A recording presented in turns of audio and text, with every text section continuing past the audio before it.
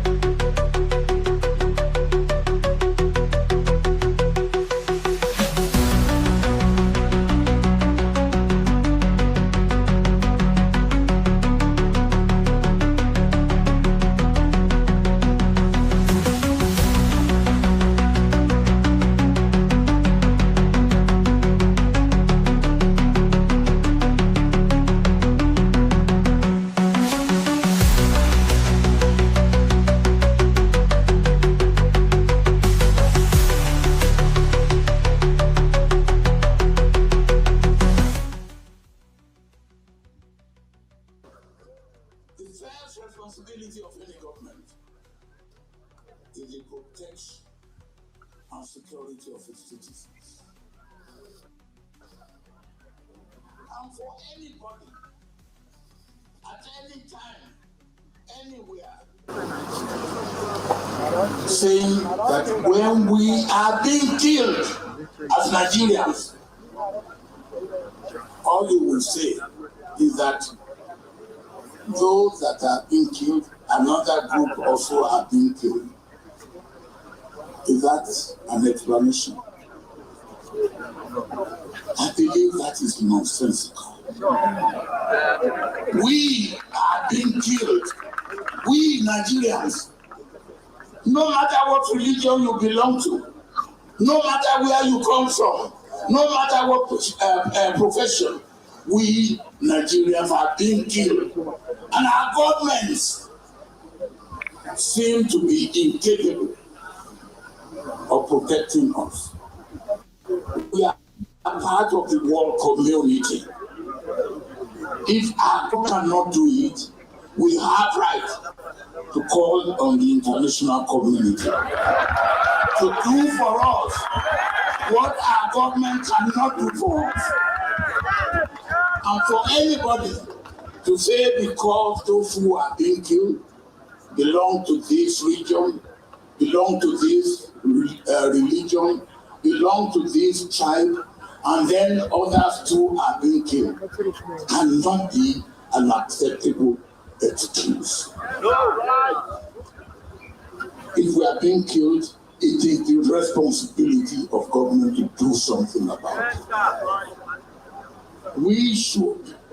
Government should stop the killing of Nigerians, no matter what religion they belong to, no matter what part of the world they belong to, no matter what tribe they belong to.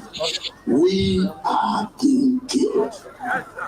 And the killing of Nigerians should be stopped.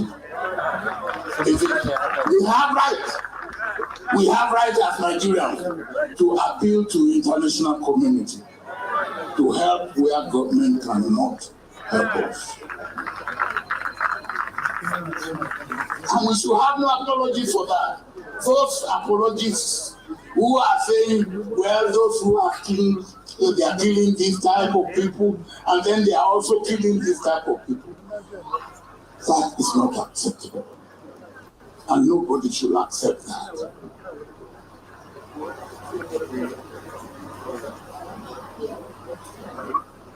We will pray, and we will continue to pray. But when we pray, we should also work.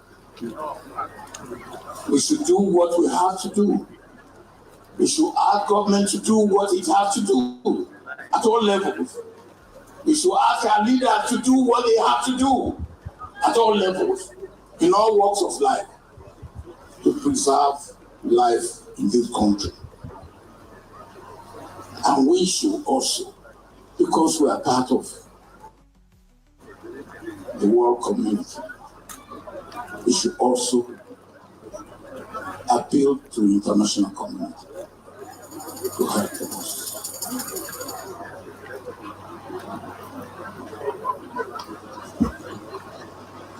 will be irresponsible as citizens to start saying, yes, those who are being killed, and then, yes, these also are being killed. For me, every Nigerian life that is loved is a shame for Nigeria. Welcome everybody. How you're doing today? I want to believe you are having a fantastic weekend. My name is Benuru and this is Political Roundtable with UB. Wherever you're watching, kindly hit a like. If you're watching from the vertical format, tap your screen and let's have this conversation. I see you, my lovely sister, Mom of 5, our one and only M5. You're welcome, sis. Our sister Rose, you're welcome. If you're watching on the vertical format, please leave your thoughts in the comment. Just give me a shout out. Let me recognize you that you're here. So, President Tinubu was trending all through yesterday, and it was trending because he attended an event at Plateau State where he categorically said and publicly said that Nigerians are being unalived massively. And as you can hear from the intro, the ex-president was of the opinion that why this mass killing is ongoing, people are changing the narrative. Some people are saying, well, it's not one group only that is being killed, other group are also losing their life and all of that. And the ex-president said that right there is wrong. Nobody should lose their life. But that is not even the main story. The main story is that the ex-president stated categorically that it is the job of the government, the current administration, to protect and safeguard the lives of Nigerians. And I believe since we are covering the updates and events in Nigeria, that has been what we have all said, that yes, let's forget our religion affiliation, tribal, and all this other bigotry we got going on. Nobody should lose their lives. I'll give you an example. Over here in the United States, somebody from Afghanistan unalived to attack two American soldiers. Unfortunately, the female has passed, and I pray that may her soul rest in peace. But the point I'm trying to make is that based on that singular act by just one irresponsible individual who choose to attack an American, the American government have been taking steps from day one. For instance, I'm still going to cover that on this episode. President Trump have shut down asylum processes. Like, anybody cannot come in right now just because of the lives of one American, which is more valuable to the president as well as Americans all over the United States. So that's exactly the point President Obasanjo is making, that Nigerians should not lose their life, and it is the responsibility of the president as well as his administration to protect Nigerians. So I so much believe in what President Obasanjo is saying, because for those who don't know, President Obasanjo is actually two-time president of Nigeria. He was once the military head of state in Nigeria, and again, he also ruled Nigeria as a civilian president. So if Obasanjo is saying that Nigeria has the capacity, we have the capability to trace these terrorists, destroy them, chase them out of the country, I believe him. Yes, I believe him. Don't get me wrong. I'm not saying the current administration under President Tinubu cannot do the same. I think what is probably happening right now was like the president was dragging his feet, you know, as a father figure. He's probably saying, okay, maybe we can find any other alternative means of resolving this situation so that the bandits can lay down their arms and everybody can live in peace and harmony. But it's taking too long, and that is why I guess President Obasanjo is frustrated and he's voicing his own take on the issue that as the president of this country, I know we have what it takes to chase away these terrorists. So if you're watching, I got 2 polls running on the 2 streams, so kindly cast your vote. Do you agree with President Obasanjo or do you disagree with him? Cast yes or no on the poll.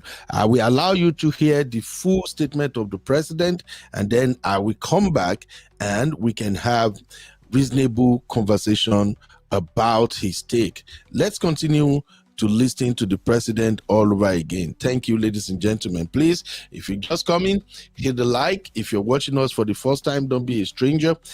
Subscribe to the channel and feel free to drop your take in the comment. The only thing we do not tolerate over here is insult. We don't tolerate trolling. We don't tolerate insult. Do not curse on any of these leaders, but you are free to drop your take in the chat.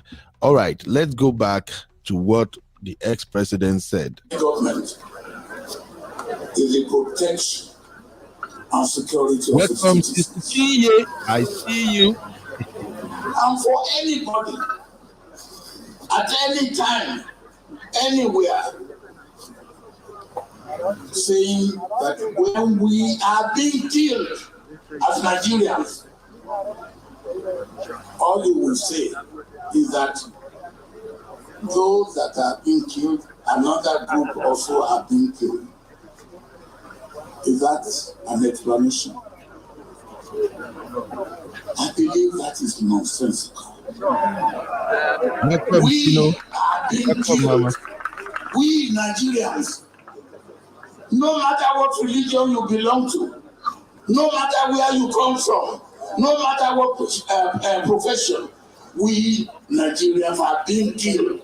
And our governments seem to be incapable of protecting us. That's a big one. We are part of the world community. If our government cannot do it, we have right to call on the international community to do for us what our government cannot do for us. And for anybody to say because those who are being killed belong to this region, belong to this religion, belong to this tribe, and then others too are being killed, cannot be an acceptable excuse. If we are being killed, it is the responsibility of government to do something about it. Government should stop the killing of Nigerians, no matter what religion they belong to, no matter what part of the world they belong to, no matter what tribe they belong to. We are being killed. And the killing of Nigerians should be stopped. We have right. We have right as Nigerians to appeal to the international community to help where government cannot help us. And we should have no apology for that. Those apologists who are saying, well, those who are killing, they are killing this type of people, and then they are also killing this type of people. That is not acceptable. And nobody should accept that.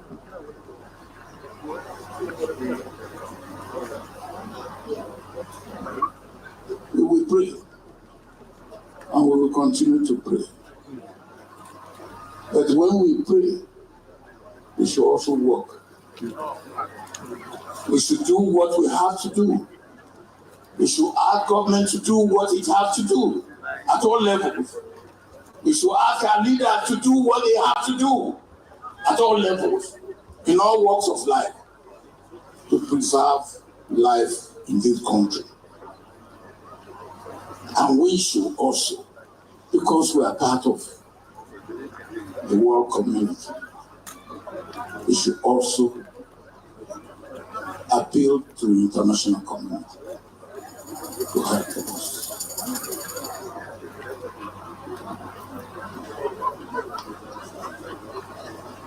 We will be irresponsible as citizens to start saying, yes, those who are being killed, and then, yes, these also are being killed.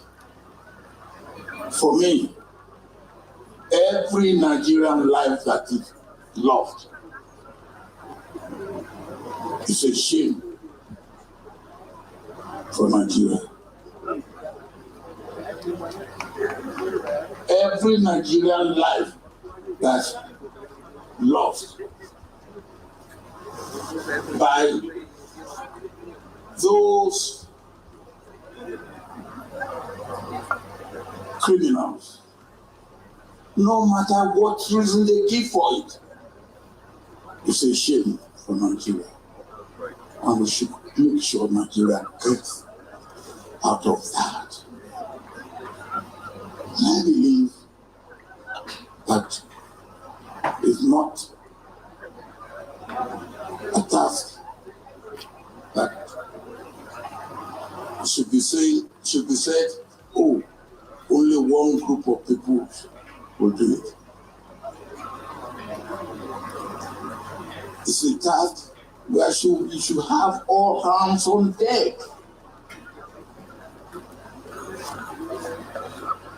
People of goodwill, people who know what to do, people who can help locally and from outside Nigeria should be required to help.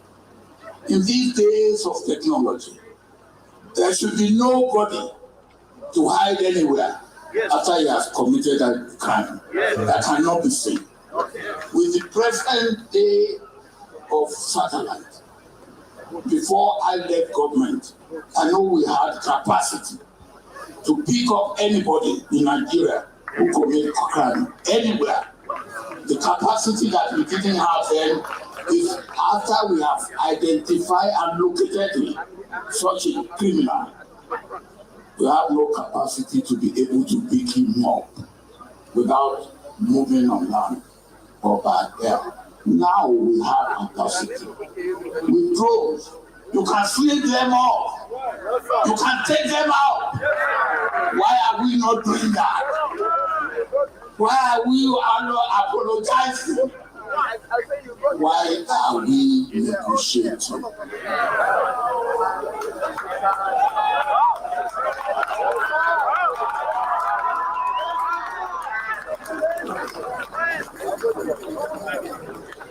And after government has paid these criminals, government denies. And then it continues. It has to stop. It should appeal to our government to do what needs to be done to stop Nigerians being killed. We are being killed. We are tired of being killed. And we want the killing of Nigerians. Whether they are Christians or Muslims or pagans, they are Nigerians. And the life of every Nigerian matters. That's right. Thank you. Thank you, ladies and gentlemen. There you. If you get stuck on the melody, or if you just feel like you can't get a song started. Let me take this guy out of your screen real quick. So, there you heard it.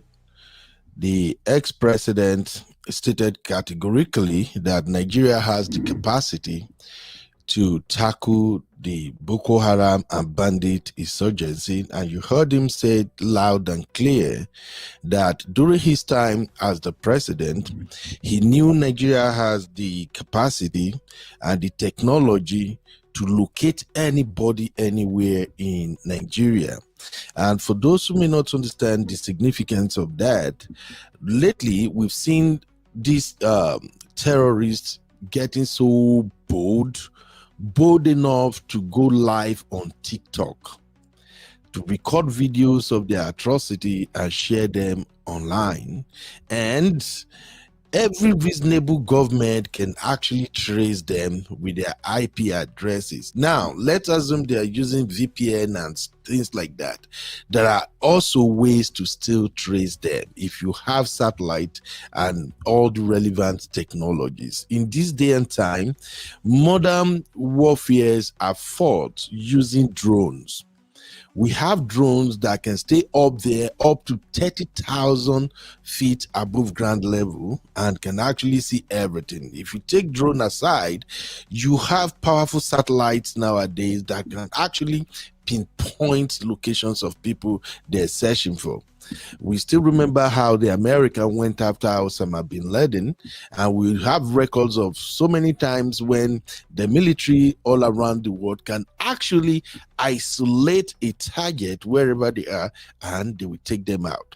I believe Nigeria have the capacity to do that. Now, if we are discussing politics, because obviously that's what seems to be going on right now, it seems like everything has been politicized in Nigeria. When decisions are supposed to be made, people are known to be sluggish, drawing their feet, and not doing the right thing at the right time. So this coming from President Obasanjo actually, I think, he sealed the fate of the Tinubu administration. Now, we're going to talk about what President Tinubu is doing so far to tackle this insurgency. I will get to that shortly, but I want us to take a couple of polls. So if you're watching, don't be a stranger. Participate. If you can't come into the studio, drop your take in the chat and let's have this conversation. I tend to run this for maybe about 2 hours. Hopefully we can capture everything I wanted to cover on this episode. So here is our first poll. First of all, let me change the color. My baby girl, we had a show yesterday and she changed the color of everything to her sexy baby girl thing. I'm talking about Abby and Sisi. They were here yesterday stressing us out, so they changed everything in the studio. Let me bring it back to Uncle Beno's style. So this is our first poll. For those who are watching for the first time here, when we have poll, we vote with number 1, 2, and 3. Number 1 represents yes, number 2 represents 2, and number 3 is undecided. So the first poll is, do Nigerians have the right to call on the international community? Do Nigerians have right to seek help? If you think it's within our right to seek help, if we thought like, okay, our government is not protecting us, drop 1 in the chat. Let's keep the votes coming in right now, please. Ladies and gentlemen, if you're watching for the first time, subscribe to the channel. If you are new, please subscribe to the channel. If you are one of our regulars, you know what to do already. Hit the like and share, and don't be a stranger. So let's cast this vote. Do Nigerians have the right to call on the international community to help us? If you think we have that right, drop a 1. If you think no, that is not our call, it is the government's place to actually seek help on our behalf, drop a 2. All right, I'm checking the votes now. Please drop your vote. My baby girl Ashley in the building. Ashley, this is politics, so you should not come for me right now. We are not discussing love you, my girl. All right. Okay, so the votes are in, and I'm gonna read them right now.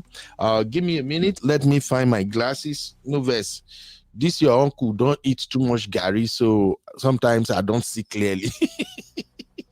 Nobody should come for me. M5, don't even come for me because you are using glasses too.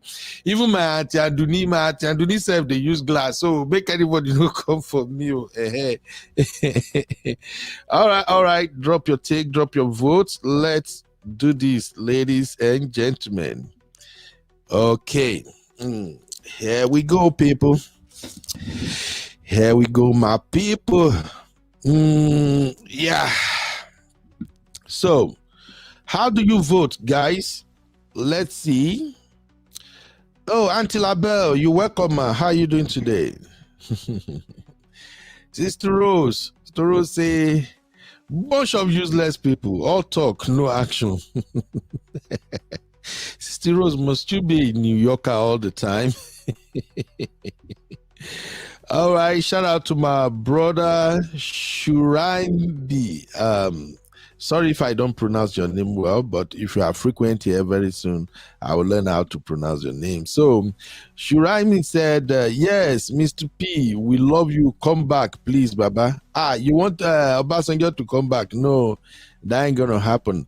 Hood Boy, I would have read your comment, but you know our rule over here. We don't like using curse word and all that. So, please just modify your comments so I can read them. Wood Boy says, see these criminals. Ask him how many innocent Biafran children he died. Well, that's a conversation for another day. All right. Where are the votes? Olufemi, how you doing, sir? Olufemi say, hi, yes, I agree with ex-president Obasanjo. Thank you, sir. Now, okay, Gileski said 1. You vote 1. Olufemi 1. Mobi, okay. Balogun, let me just call you Balogun. Balogun votes 1. Ashley 1.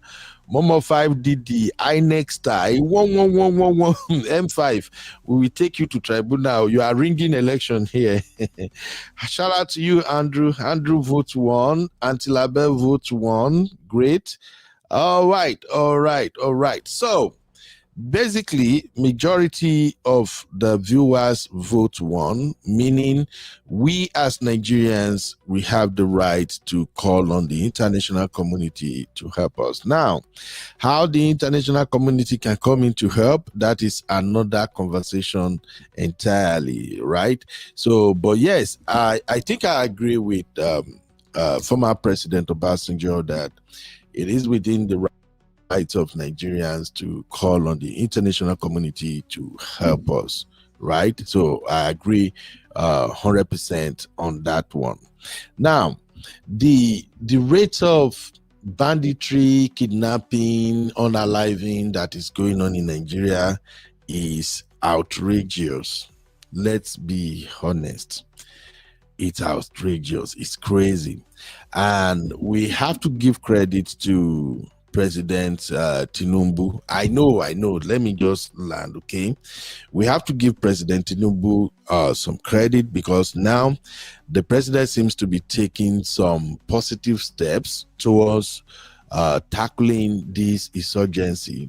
Now, if those measures are appropriate, if they are coming too late, those are conversation open for discussion, but at least he's doing something now. And for those who are not aware, President Tinubu has actually declared Nigeria as in that right now Nigeria is in a state of emergency. So, and that's a good thing. He has also directed that the Nigerian police should withdraw all the policemen assigned to protect VIPs, that they need to come back and do regular police work.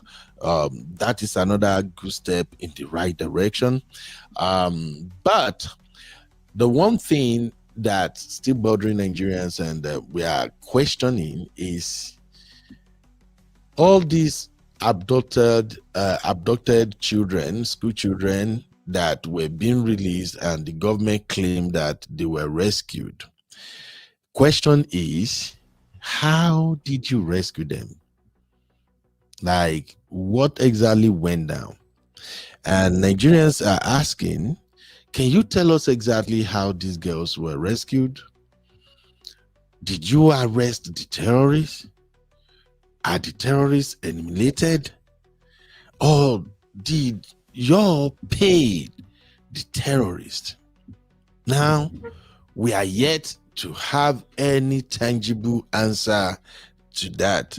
So, I just quickly wanted to review what President Obasanjo said and what people are saying about it. So now, if we have to go back to that video, I can take a couple of comments from the video.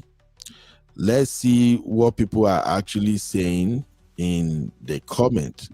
Okay, I'm gonna switch my screen so you guys can see what I am looking at. All right, let me also make myself a little bit smaller so we can all go through the comments together. Trust Nigerians now. Nigerians are under the video and they are dropping their take. So here we go. This comment comes from somebody who goes by comment_boss. He said, still my favorite Nigerian president to date. Don't care what anyone says. Then Favor says, this is how leaders talk. Kolawole said, vibrant and action ex-president. Evergreen you, sir. Ayodeji said, you are absolutely on point always, OBJ. Seriously. Amanda, enjoy Almighty God's sufficient grace and serious. All right. Now, this is coming from Paul. Paul said, thank you, Baba Olusegun Obasanjo. Truth is bitter. Continue to speak up the truth. Baba Olusegun Obasanjo, you do your own part as our leader and never be forgotten. Joseph said, I salute Obasanjo as a true patriot for speaking the truth boldly. The federal government has failed Nigerians by refusing to invest in drones and UAV technology that could help drive terrorists out of the country. People are being paid daily, yet the Nigerian police, whose duty is to protect citizens as the custodian of the law, has neglected its responsibility, leaving even the most vulnerable at the mercy of bandits and kidnappers, while some officers focus on mounting roadblocks or serving as aides to the elites. Other security agencies must genuinely support the army, which itself has been compromised in several ways. Modern warfare is now won by infantry alone. It's not won by infantry alone. It is driven by air power, drones, and advanced surveillance technology. So why is our military still engaging terrorists without adequate drone and air support? The leadership of the defense ministry must be held accountable. The sector is currently in the hands of incompetent individuals, despite the presence of capable retired generals, including those with ties to bandits or terrorists, who could provide effective leadership. No serious nation allows its citizens to be paid so freely. That right there is deep. That is very, very deep.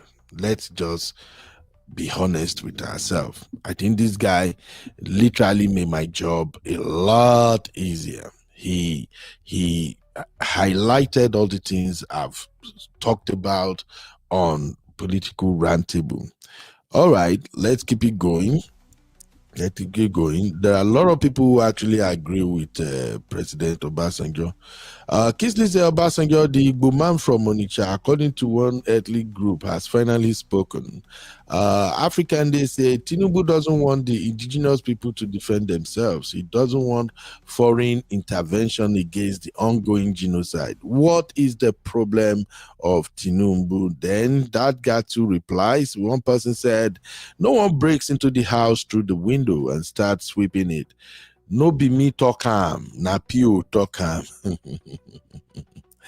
All right. There are just so many comments. I can go on and on and on, but let's bring it back home. So once again, let's see if the new people who are watching right now still want to vote on our first poll. And our first poll is simple. Do Nigerians have the right to call on the international community? Drop a 1 if you think it is within our right to do so. Drop a 2 if you think, nah, you guys should just forget about it. Don't rock the boat. Just let it go, okay? All right, let me know what you think in the comments. All right, now let me also share with you guys some other news that are breaking from Nigeria. So I see you, my brother. Let me see if I can call your name, please. If I don't pronounce it very well, as soon as you are part of our community and I'm seeing you frequently, I will learn to pronounce it. So G Gabe said your live stream is amazing. Oh, thank you, my brother. I appreciate that. He also said military general OBJ has been a nuisance to civilian leadership in Nigeria.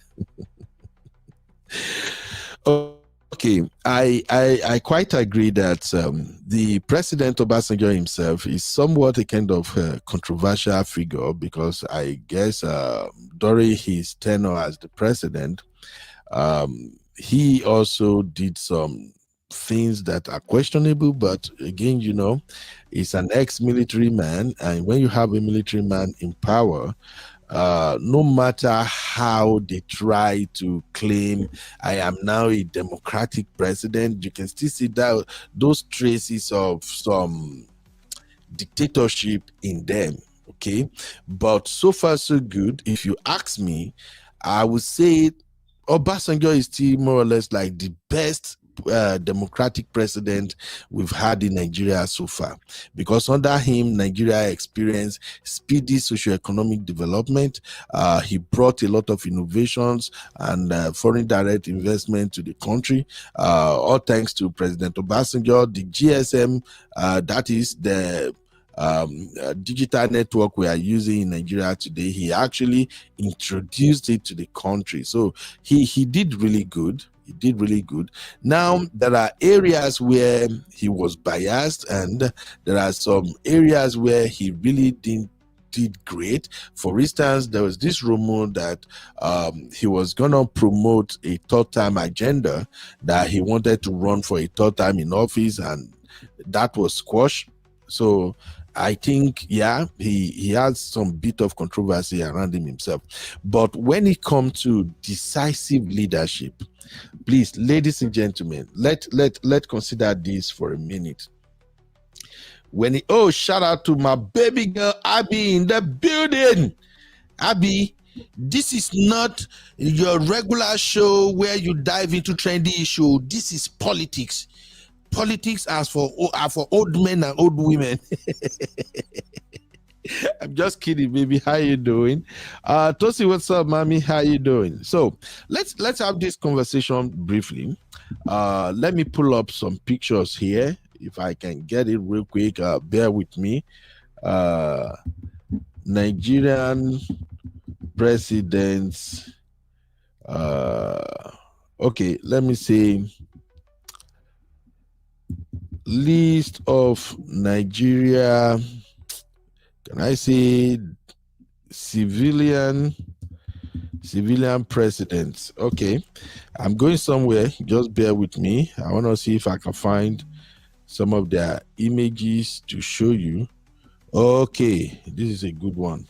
Yeah, but this one don't include this one don't have Tinubu.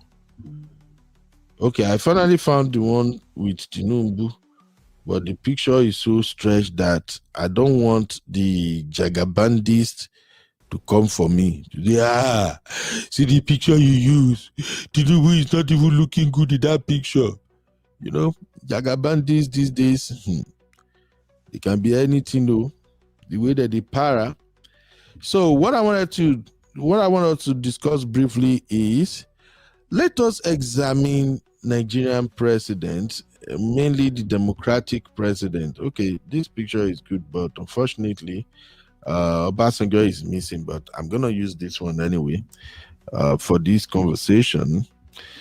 So if we want to look at how these presidents had performed over the years, especially from the days of you people were not born, majority of you are not born during Shagari's administration, except for my seniors, people who are like my age grade and above. So You may not know Shagari, but just look at this picture here. So when we talk about democratic presidents, here we have Nnamdi Azikiwe, we have late President Yaradua, we have Goodluck Jonathan, and then we have Buhari as well as Tinubu.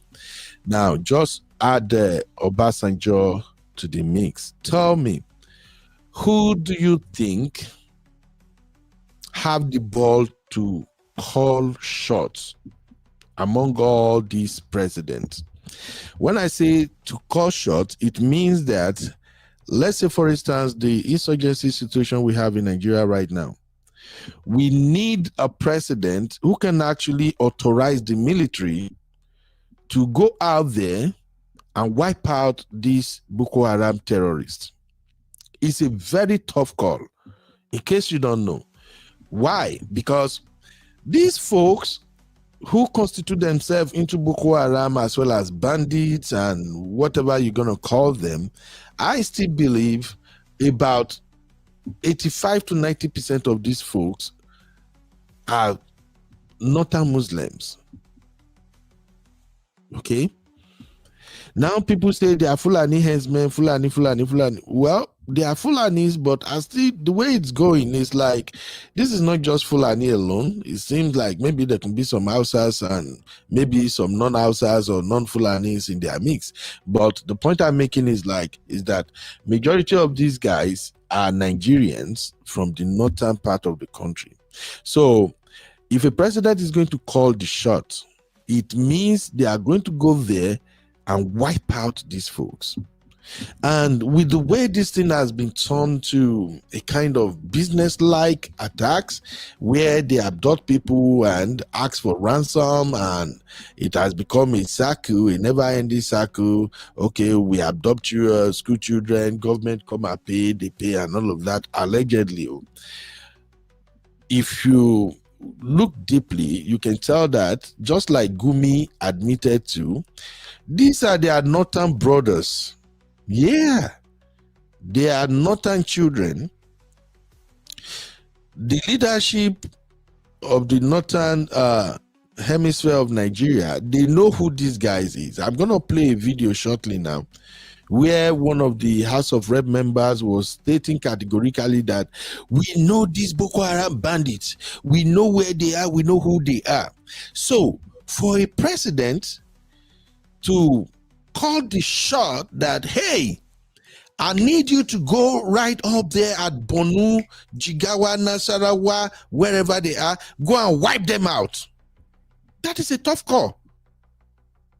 Because their parents and their leaders will come for that president. Like, oh, you are killing our people, you are killing our boys. You know, remember I said something here one time that if you look at the way some of these Boko Haram people dress, the way they move about, and how people dress in the northern part of Nigeria, you can tell that the only difference between them and innocent northern citizens are carrying of arms.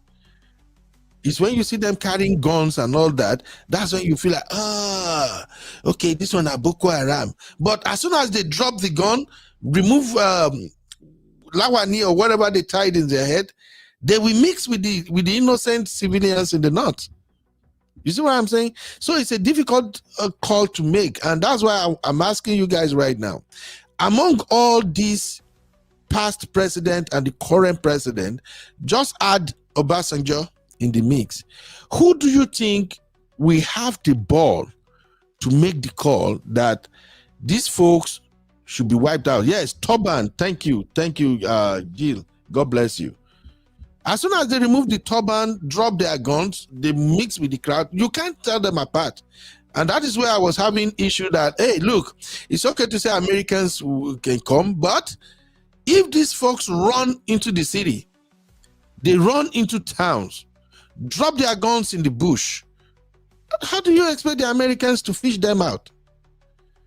And that is why whatever arrangement the Nigerian government is having with America, it must be a collaboration of American forces and Nigerian forces in order to tell these guys apart. So that's the point I'm making. But now, coming to the question I'm asking, who among these leaders do you think have that boldness to call the shot and say, hey, you, the chief of army staff, I need you to get the military, go and wipe these folks out. I don't care whatever will happen. Let their people come and face me. Do you think between Yaradua, okay, let's forget those who are gone now, but let's say Goodluck Jonathan, Buhari, Obasanjo, and Tinubu, these four presidents, who do you think can actually make that call? Drop it in the chat. Let me show you their names. Obasanjo, okay, Jonathan, yeah, Buhari, and Tinubu. Who can call the shots? Yeah. Okay, this is good. Who do you think can call the bluff of these terrorist leaders as well as their collaborators in the government? You know, there is this rumor going on now that, oh, these guys, they have sponsors in the government. Many of them are in the government. Some of them are governors. Some of them are whatever rumor they got out there. So let's quickly consider these, my people. Who do you think can call the shot? Obasanjo, Jonathan, Buhari, and Tinubu. Who can call the shots to say, you know what, take these folks out? I'm done with their BS. I'm done. I'm waiting.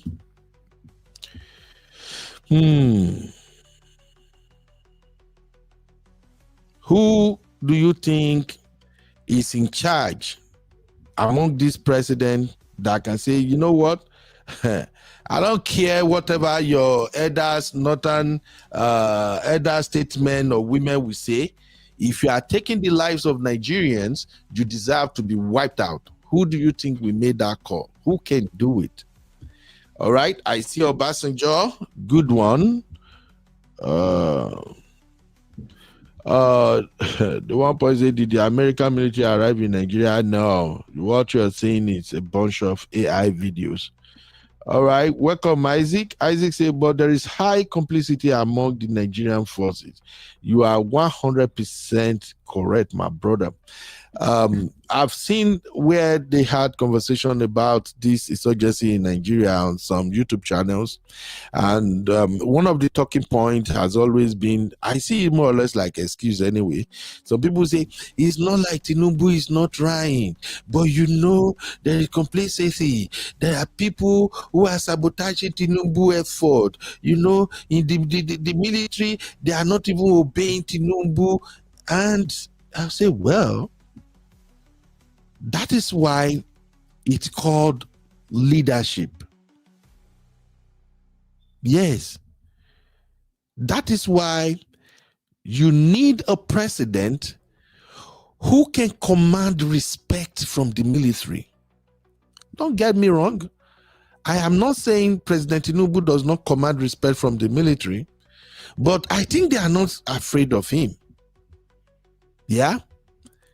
There has been a lot of laxity in how the military in Nigeria go about their responsibilities lately. Okay? There has been so much, there's been so much laxity in how they conduct themselves lately in Nigeria. It's almost as if they are moving like, we can do whatever we want. You know, this common saying among military people, bloody civilians. Bloody civilians. Have you heard that term before? If you have heard them use that term before, drop a one in the chat. Have you heard Nigerian military personnel, when they want to address people like us, we the civilians, maybe we did something they don't like, they'll say, you bloody civilian. Let me know if we have people who are older in this chat, because I know Gen Z can never understand that one. Gen Z never heard that one before. Yeah, Bilba, you must know this one. Momo 5, of course, you must know this one. Gen Zs can never, there's no way Gen Z would have heard bloody civilian before. So, the military, the way they move these days, it's almost as if they look at all the politicians, both House of Rep, Senate, the executive, including even our president, the girl, bloody civilians. They want to tell us what to do. But the point I'm making is this, please. As a leader, how strict you are with your decision determines how people will respect you. I think one time we had a show here on I think it was on Hangout with UB, when we spoke about women in leadership. And I think some of our sisters on that show, they were actually, I think Abi was the one who started that conversation when she said, sometimes men don't want to obey. Men don't want to obey women when they have to work with women and the woman happens to be the one in charge. And that day, my recommendation was simple. If you are occupying the position of a leader and you sense that your followers, they are not obeying your instructions, you fire their butts. That's how you do it. You fire them. The ones that you have, especially in a democratic setting, the ones that has to be, you probe them. Those that needed to be arrested, you arrest them. Everybody we stand at alert. It doesn't matter. The same BS that happened under President Goodluck Jonathan is happening right now under President Tinubu. You know, when Jonathan was the president, some of the military generals, they saw him as a weakling. They feel like, who is this Niger Delta guy? And if you look at President Goodluck Jonathan, can I say his disposition, you can tell that Goodluck Jonathan is a gentleman, he's a man of peace, he's educated. He believed that, Goodluck Jonathan believed in the system that, okay, you have to at least work according to the system. There are procedures and processes to be followed. You have to observe all of that. And during his tenure, the military, they just kind of feel like a bloody civilian. And that spilled over to civilians. One of the talking points people emphasized lately under President Tinubu, you would have heard that, people often drop President Tinubu out and said, oh, you protested under Jonathan. You were there. You were calling that Jonathan should be removed or something. You know, they say that a lot. I don't know if you guys have seen that online. Because all the protests, all the people who had a voice when President Goodluck Jonathan was in charge, the majority of them are bloody civilians. Yes. They are bloody civilians. They had a voice. President Goodluck Jonathan was going to remove fuel subsidy. They called his ass out. They were like, you can't do that. Jonathan can do that. They staged this powerful protest at, I think it was Ojota. Baba Bakari, Pastor Bakari was there. Many of these folks were there, including President Tinubu himself, because they saw President Goodluck Jonathan as a very weak president. When this insurgency, when they kidnapped the Chibok girls and Boko Haram was becoming very, very active, President Goodluck Jonathan seek the help of foreign machineries. And again, they won't let that fly. They make sure they squash that effort until Goodluck Jonathan was like, he had no choice than to give up.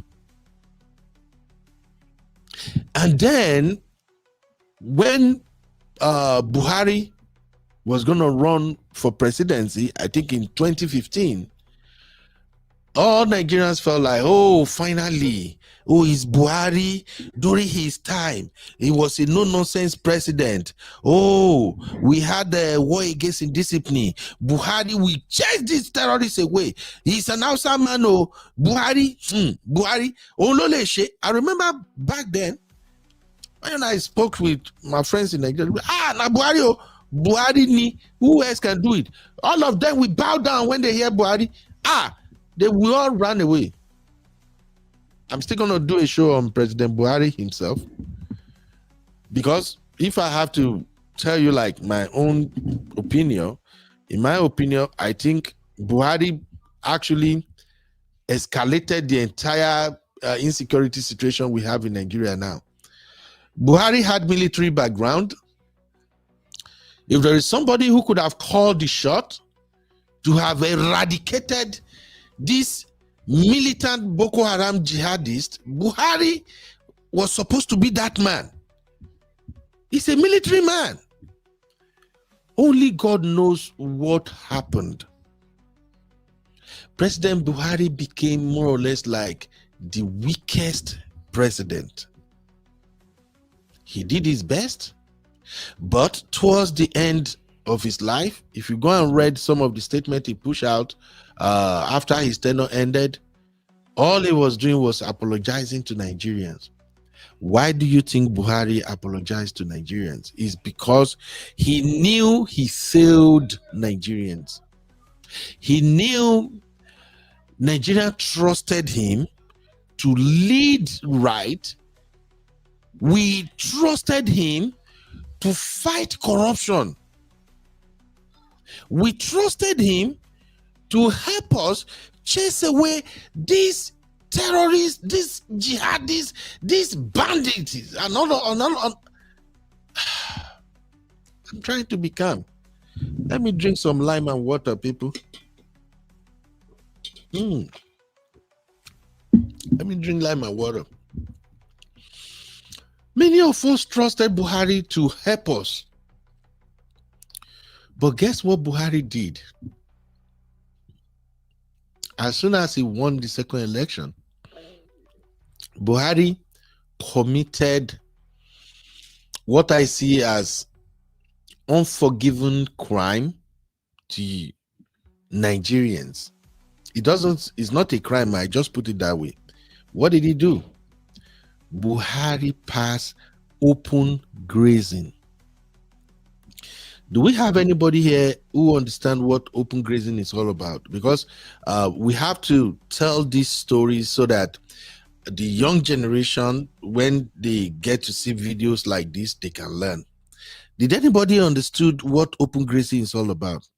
If you ask me right now, as UB, what do you think led to the rise of banditry and these insensitive killings? I will single-handedly point to open grazing. You know why? The mission of the Boko Haram terrorists is kind of well defined. Their attacks, their agitation is well understood. But as soon as Buhari gave us open grazing, this shit took a different dimension. So anybody who understood what open grazing is all about in Nigeria, please drop it in the comment. It's almost an hour now. I'm going to round up this Obasanjo segment. I was actually creating this content so that I can restream it. Okay. So that's why I'm kind of taking my time to explain. If you know what open grazing is all about, please, if you have to Google it or anything, drop it in the comments so that I can read it so that everybody can see. For those who don't understand what we are dealing with in Nigeria. So let me come to the comment briefly. Drop your take in the chat. I'm going to read it. Shout out to Johnson. Johnson, how are you doing? I think I'm seeing Johnson for the second time now or third time. Johnson said, Obasanjo is the right man. He is not comparable with all those present and past ones. I kind of agree with you, my brother. Chinye said, no, he's Fulani. So, are you talking about Buhari's sister Chinye? I know Buhari is Fulani, right? Uncle Patrick, how are you doing today, sir? Good afternoon. Uncle Patrick say, Baba, Baba Sokwe. Oh, God, I don't want to laugh. I beg, Uncle Patrick. Johnson said, we don't need soft hands in Nigeria, but hard ones, a very strong one, an action man like Obasanjo. My sister Chi said, Buhari had a major hand in the terrorists coming in. Absolutely. The rumor has been swearing for a while now. People have been saying that Boo Boo know about these guys coming in the first place. My lovely sister Biba said they were afraid of body language for a short while after PMB was elected. Then it went back to status quo. Exactly. We all hope Buhari was going to be the one to help us solve this problem. I won't lie to you. Even when Tinubu was pushing for Buhari, because of the economic situation in Nigeria, as well as coupled with this Boko Haram insurgency, a lot of people actually wanted Buhari, even me. And this is because during Buhari's first tenure as military head of state, and he had Major General Tunde Idiagbo as his vice president at the time, there was discipline in Nigeria. People obey laws, okay? Everybody behaved themselves. So we all thought Buhari was going to be that man, that president. Unfortunately, he turned out to be a mess. Chia said, I completely believe that this Buhari is not the original Buhari who already pied before. This fake Buhari is from Niger. Sis, come on. Sis, don't do that now. You just remind me of one event Buhari attended. It was an international event. Back then, when that rumor was making the rounds that this is not Buhari, this is Jubril from Niger. Buhari at that event was actually throwing shade. He said, ladies and gentlemen, this is me. This is the real me. Some people are saying it's not me. This is me. Well, frankly speaking, I think nothing happened to President Buhari. You know, it's all about health care. There are ways you take care of yourself as an older man, especially if you have the money to be cared for by American, British, German, or Indian health professionals. You're gonna be so healthy, you will be so strong, your skin will be fresh and all of that. So I think that just what happened during that long period when he was gone. I think they did a complete makeover on him.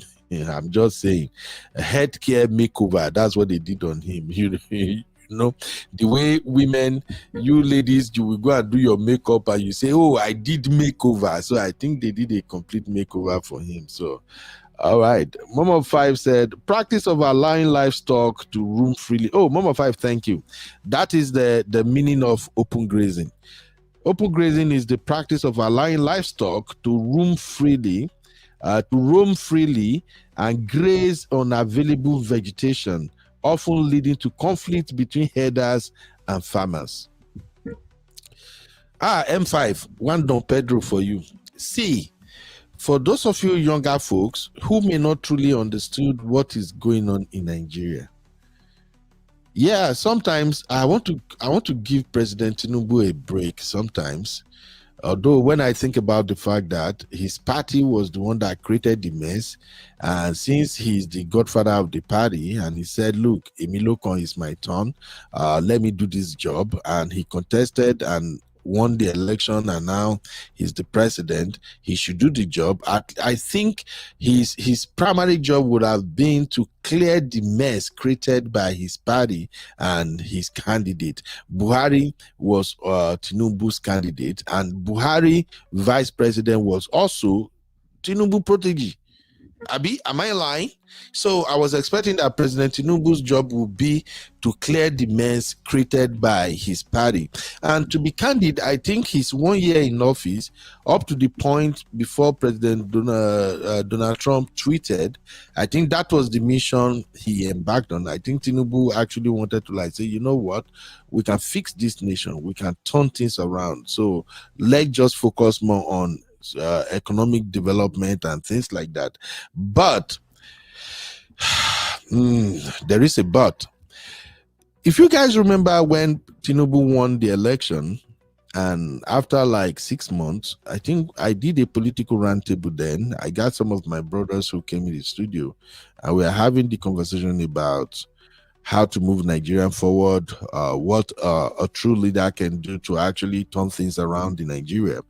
And I said, for me, a Nigerian president that I'm really going to take seriously will do one thing the moment he got into office. He's going to start building prisons. Yes, correctional facilities. And I guess my guests on that show, as well as those in the chat, they were laughing like, Ben, you are not serious. The point is, if you want to fix Nigeria the way it is right now, at least 3 to 4 million Nigerians will end up in jail. You know why? Because corruption have ruined everything for us.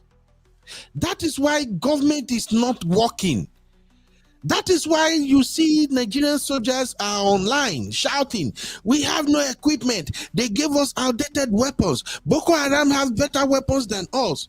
I don't know if you guys get what I'm saying. The corruption has eaten so deep into the fabrics of the nation. Any leader that's going to fix Nigeria, you're going to start first of all from day one. You start throwing people in jail. Not like you pick them, you dump them in jail, but you start mass arresting and questioning. Immediately you start from the elite, from the rich, from the highly connected individuals in Nigeria. Those are the people that are ruining the country. As soon as you start picking them up and you don't intervene with the job of the law enforcement, they are going after people who are stealing government funds, stealing public funds. Everybody will behave. Then when we have that type of president, I would say, yes, this is the man who's going to fix Nigeria. So coming back to the story we're talking about here, this open grazing is how Buhari destroyed the country completely. One of the implications of open grazing that people do not really knew at the time was that open grazing does not only give room for cows to flood Nigerian streets. Open grazing indirectly allow Fulani headsmen to roam freely. I don't know if I'm making sense to you people. You cannot see cow without the headsmen. So open grazing is more or less like saying, yes, you Fulani, spread all over Nigeria. Go to any village, go to any state, go to any town. Go and create your own thing. Here in America, we have Chinatown. We have Yoruba City. We have all kind of community all over America based on the people who dominate the region, okay? The same thing is happening in Nigeria under open grazing. Me, I'm not a politician, but as an analyst, a podcaster, sometimes I do my research and I look at the whole picture. Cows are not our problem. The problem are the headsmen. The headsmen, they are kind of contained in the north. And we have good vegetation in the south. So The headsman that happens to be, can I say, predominantly Fulanis, they run out of grasses, good grass to feed their cows. They have always set their eyes on the south, the east, the west, the south, everywhere because of our vegetation. But there is a problem. Down in the south, we don't believe you should bring cow to mess up our street, our road, everywhere. Everything is done in more or less organized manner in the south. When I say south, I'm just dividing Nigeria into two, north and south, okay? In the south, meaning if you go from the east to the west to the south and all of that, in the south, we are kind of organized. We don't believe that we should be driving our car and cows should just flood the main road. But the Fulanis has always wanted, I won't say invade, they have always wanted to have a say in the south. They have always wanted to move freely. I heard one time that it's a common saying among the Fulanis, this is not, it's not a fact, it's just rumor, that among the Fulani, they usually say that Nigeria belongs to them, that they own Nigeria, that Allah, the Almighty God, has given Nigeria to them as their inheritance. So that has been on the ground for a long time. So when Buhari came and introduced this open grazing, the way I say it, open grazing is not just freedom for the movement of cows all over Nigeria. It's the freedom for Fulani headsmen to go to wherever they want to be in Nigeria, and you can't question it because it is a law. Am I making sense, people? Well, maybe I should drop it. It's like, maybe I'm not making sense to you guys, but I'm just saying, for me, Buhari is the mastermind of the current situation we are dealing with in Nigeria as the ex-president. And that is why towards the end of his days, he was apologizing to Nigerians. He was saying, I'm so sorry, Nigerians. Thank you, Nigerians, for tolerating me, and all of that, because Buhari could not call the shots. Buhari couldn't call the shot. We were expecting Buhari to be that man, that Iron Man, that no-nonsense leader we all hope he's going to be, but unfortunately, he wasn't that man. He disappointed us. Before the end of Buhari tenure, Nigeria has already become a mess. The economy was a complete mess. Insurgency was at the rooftop. People could be in their house in Edo State and they wake up to see cows all over the place. Farmers are going to farm and they will see that their crops and everything has been ruined by Fulani cows. Driving on the street, on a major road, you can all of a sudden run into these hundreds of cows flooding all over the place. Buhari has created a menace. He has created a crisis. He has created, he has committed an unforgiving crime against Nigerians. The peace we were enjoying between the north and the south, Buhari, in my opinion, ruined it. And if we have to give some credit to President Tinubu, I think it was rumored, was it last week, that President Tinubu wanted to abolish open grazing, and instead he wants to modify it to ranching. For those of us who live in Texas, we are familiar with ranching. Ranching is when you have these massive hectares of land and you can graze, you can raise anything there, you know, you can breed cows, breed all kind of animal or anything. In fact, here in Texas, one of the ways you can avoid paying property tax is for you to go and buy land in some of those remote areas, build your house on it, and then buy cow or maybe goat or any type of animal, start rearing them, and the government will just, they will cut you a slack when it comes to property tax, because they believe you are actually contributing to the economy. positively. So I think that's what President Tinubu wanted to do.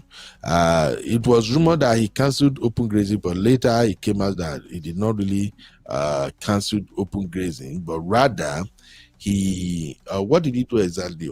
He was modifying it. He even said that ranching is like it can generate up to 70 billion naira and stuff like that. So these are the problem created by Buhari. So again, I'm going to ask the question. Between Obasanjo, Goodluck Jonathan, Buhari and Tinubu, who can call the shots on terrorists right now? I have with me in the studio my lovely brother, my uncle, my egbon, comparable facts. How are you doing, sir? You're welcome. Great. Nice to see you. Thank you, sir. You are very, very welcome, sir. I don't know how long you have been watching or listening, but right now I played the video of Obasanjo earlier, where Obasanjo categorically stated that Nigerians has the right to call on international community to help us if the government failed to protect us. In the same vein, Obasanjo also said, as the former president, he knew that Nigeria has the technology and capacity to wipe out these terrorists. So those are the two areas I covered earlier. And now I pull up this picture on my screen because I was explaining to our viewers that the problem we have in Nigeria is leadership problem, that the current administration, they are moving like they don't have what it takes to call the shots on terrorists. They are moving like they can't call the shots on terrorists. And I made reference to the fact that it seems the military, the current military head, they don't respect Mr. President. And I give an example of how the military usually look at us civilians and they call us bloody civilians. I know you should be familiar with that term, sir. So what are your thoughts, sir? Okay, thank you for having me on the platform. It's been a good. I've been busy, you know, because we had companies and everything. I've not been paying too much attention about what's happening in Nigeria. But having said that, I know Obasanjo said something about Tinubu. I don't know if he lambasted Tinubu. I don't really know the whole comment. I've not read it. But you just gave me a little bit of what he said, so I can take some point from there, maybe what we're talking about. I don't know up to what extent what he said about Tinubu, whether it's bad or good. I'm going to read it later. So. Oh, okay. Let's do this so that it won't look as if maybe you are out of context of what's going on. Okay. It's just a very short video, not that long. Let me just quickly replay it so that everybody, even those who join later, they can all be on the same page. Listen. Responsibility of any government. The first responsibility of any government is the protection and security of its citizens. And for anybody, at any time, anywhere, saying that when we are being killed as Nigerians,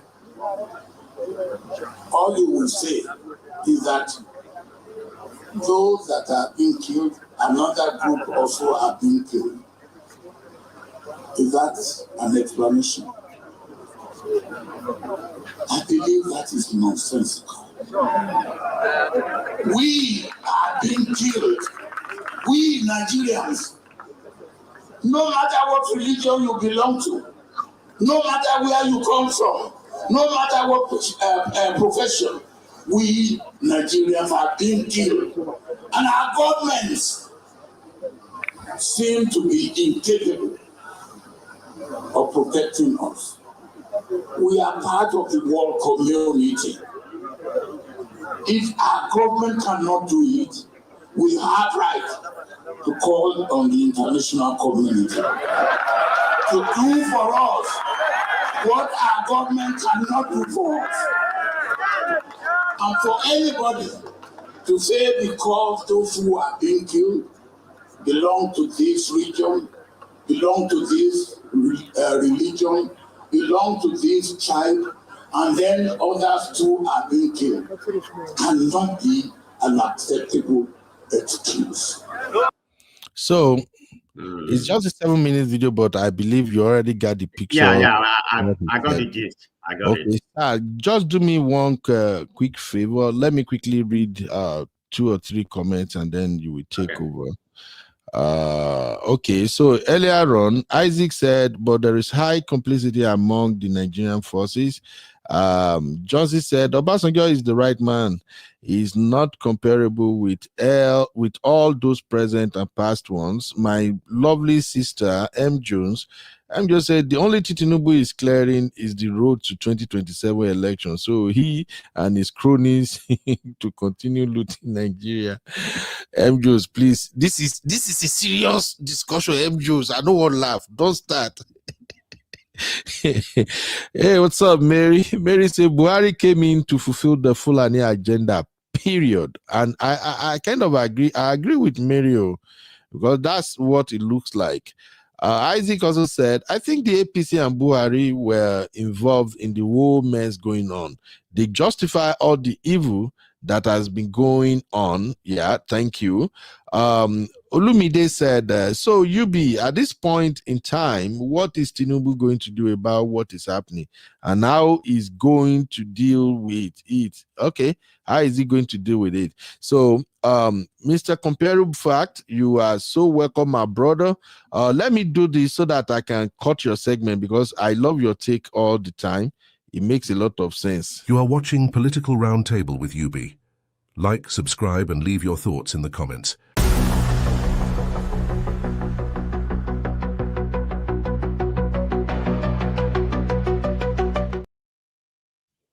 You are watching Political... All right. So, okay, my brother, when you are addressing the whole thing, please, my own take and where I want people to help me address mostly is this. First off, do Nigerians have the right to call on the international community for help if they feel like our government is not protecting us? And secondly, between Obasanjo, Jonathan, Buhari, and Tinubu, call the shots on terrorists? Who can actually give the command that, you know what, enough of this shit, go and wipe these folks out? Over to you, sir. Thank you very much. Even though I am an OG, right, I'm more of contemporary Nigerian politics, because when I was younger, you know, in high school and all that kind of thing, I never followed politics. That has never been, my taste. So I started following politics recently, to be honestly. Even when I'm in college or wherever, I never follow Nigerian politics, but I follow American politics.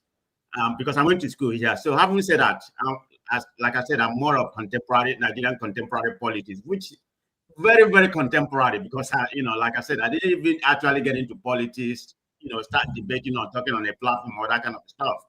I mean, politics is like green to me, because it's never something that interests me. I'm more of a sports fan. So having said that, I can only speak to the angle that I understand, maybe some of the things that I've read recently. So let me go to the 2 questions you just posed before we start. The first question, do we have the right to call on international community to come and protect us? Yeah. I'm a person of sovereignty. Like, the sovereignty of any nation matter, and that's where we are, as a sovereignty, as a sovereign country like Nigeria. I wouldn't want any interference, but to be more realistic, there's nothing like absolute when it comes to sovereignty. I mean, to extend, because the international community can come in under the humanitarian plan that is pertaining to the UN, pertaining to the UN treaty. They can come on under religious humanitarian ground, but for them to come in any other way, like invading our country or whatever, they have to go to the UN and it has to be authorized. So I would say that's why I say there's nothing, absolute when it comes to sovereignty. Of course, we depend on the Western country when it comes to intelligence, military, and stuff like that. So in order to answer your question, not to beat around the bush, I think my answer would be yes on that one. That So, Nigerians can call on international community. Yes, because right. The reason why I say that, they are not. Our government is not doing nothing. They are not going to do anything. So let's call up what it is. Forget about all this shenanigans Tinubu is doing right now. It's just about window dressing. Does Tinubu? Then I'm going to pivot to your second question. Then I will bring out Tinubu there. So the second question: will we have the boss to call, the military or to strike up the terrorists we're having right now? Of all the whole civilians you mentioned, of all the civilian past, I think you or whatever, they don't really count. Let's talk about the current, maybe in recent civilian, president we have. I will say Obasanjo will be the right person, just because of his antecedent, how bold he was when it comes to military, because of his military background and some other, other kind of things. I think he would have been the right person to boldly, come out and, give the military, ultimatum. And I think they will listen to him more because of his military background. And I'm not going to put Buhari there. The reason why I'm not going to put Buhari there, he may have a military background, but Buhari, I consider him to be a silent genocider. He has an ulterior motive. He has the Usman Dan Fodio ideology. Forget about when he was a military. This is the reason why Nigeria voted him to come and wipe off terrorists. But we know what happened. The terrorism become worse under his platoon. So he's never really died. I don't even think he has a God. And at that particular time, when he came in to become a president, his mentality, what I'm trying to find a word to describe him, has really diminished. So he has pivoted to a different area of his life about bless Nigeria, trying to bring more Muslims into this country. That's exactly what he did. So I will blame him the most as somebody who put the country where they are right now. In case of Tinubu, does Tinubu have the God to do it? Yes, I will say that. I mean, I don't like his governance. He's not a good governor. He's not a good leader. But when it comes to politicking, Tinubu is a wizard in that area. Whether it's criminal or good criminal, godfatherism, we know how he handle Lagos. We know what he is in Lagos. So I believe even some of the things that he has already done, you can tell that he has the God to do it. But when it comes to the terrorism or the defense part of it, no, he doesn't have, he's not going to do it. He has the God because of politics. He wants to win a Miloko. It doesn't matter. He doesn't want to serve one term. He wants to serve 2 terms to fulfill his ambition.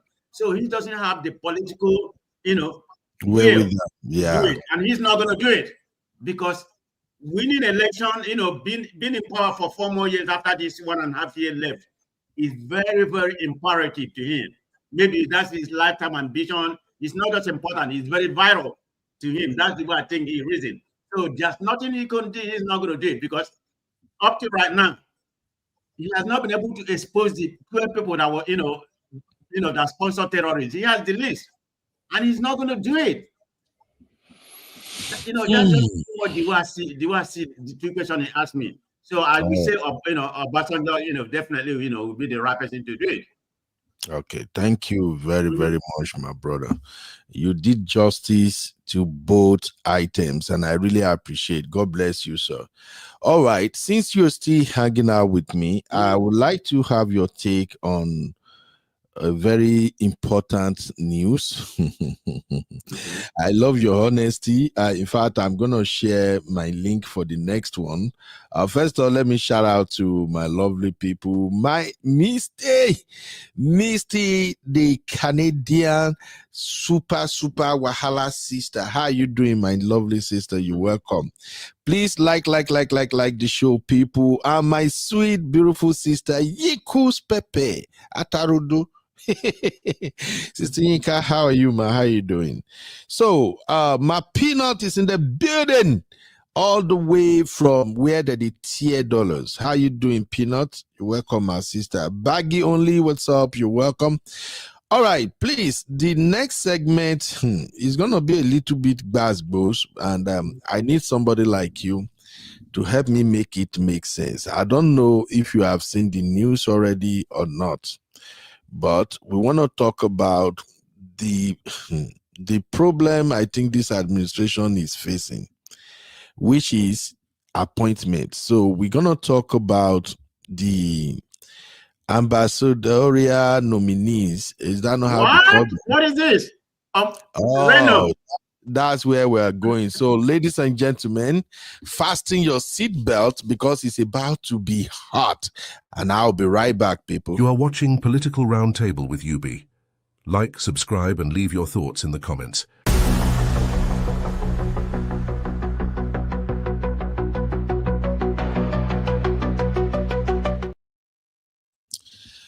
Whew. My boss, my senior brother, comparable fact, is in the building. Ladies and gentlemen, we are where we are right now in Nigeria because of nepotism, godfatherism, politics of you support me, I support you, politics of you are loyal to me, I will compensate you. This is becoming a disaster. Now, I have to give President Tinubu his credit. Like I've said over and over on our show here, President Tinubu is somebody I admire so much. I admire him for what I learned from him, not in terms of politics. I admire how he gets to be on top of situations in order to make sure everything favors him. And the reason I said I admired him again is because in my own personal philosophy of life, you got to come first. Always put yourself first. I preach that to our real family all the time. Put yourself first. Think about yourself first. However, I'm not saying you should put yourself first in to show greediness or selfishness or lack of empathy for others. That's not what I'm saying. So when I look at how President Tinubu does his things, I've always seen him as a man who appreciates loyalty. These Baba know they take loyalty play. If you are loyal to President Tinubu, he will surely compensate you. He will surely deliver on his promises. So these are the things I admired about him. Welcome, my lovely sister, Cherish Olivia. How are you doing, Mama? So the same thing with Trump. Now, don't judge me. I'm just saying this in terms of how I kind of structure my life to learn from people who are above me. So President Tinubu, President Trump, when it comes to business and how they deal with people, when it comes to handling situation and all of that, I kind of like their style, but I like Tinubu style the most in terms of make sure when people give you their loyalty, don't disappoint them. When you try to compensate them for their loyalty to you, it may actually make you look bad. But as a man of principle, make sure you deliver on what you promise. That is how I roll personally. Like, for instance, I used to say, if you support me, I support you. I don't care. I will find that time to support me. I learned all of these things from people like Tinubu growing up. However, this Tinubu style is good, absolutely great for somebody who wants to play the role of a godfather. In politics, it's hard, very, very hard to find people who will trust you and to find people who will do what you want. It's so difficult to delegate people to carry out an assignment and they will do exactly what you want them to do. Before people give you that kind of loyalty, it will come from the history of you not having the record of disappointing people that invested in you. So that is what Tinubu is doing, and I think it works for him as a political godfather. But when it comes to being the president of a country, these things usually backfires. It usually destroys everything. And that is where I want to bring us to this breaking news. This news is trending right now. It says President Tinubu appoints 32 additional ambassadors, including Femi Fani-Kayode, Reno Omokri, and Ikpezuo. Now, the list go on and on, but let me give it to you briefly. This list has Barrister Obunaya Kalu from Abia, Reno Omokri from Delta State, Professor Mahmood Yakubu, of all people, former INEC chairman, Erelu Angela Adebayo, the First Lady of Ekiti, former Ekiti First Lady. Who is the husband of this woman? This is not Fire Show. Okay, let's keep it going. Ifeanyi Ugwanyi, former Enugu governor, Tasiu Musa Mangari, former Speaker, Katsina House of Assembly, Yakubu Gambo, former Commissioner, Plateau State, Professor Nora Ladi Dadut, former Senator, Plateau, Otuba Femi Pedro, former Deputy Governor, Lagos State. All right. Who else? Yes, number 10 will interest you, my brother. Comparable fact. Chief Femi Fani-Kayode, former aviation minister, Barrister Nkechi Linda Ofochukwu. I'm so sorry, my Igbo brothers and sisters, if I'm not pronouncing the names right. Okay. Fatima Florence Aji Obi, Lola Akande, that is former Lagos Commissioner, Grace Bent, former Senator Adamawa, Victor Okezi Ikpeazu, former Governor Abia, Senator Jimoh Ibrahim from Mondo, Ambassador Paul Oga Adiku from Benue. Now then the career ambassador nominees. Now today not, you are so wrong. Meaning the first set of people that I called, those are like political nominees.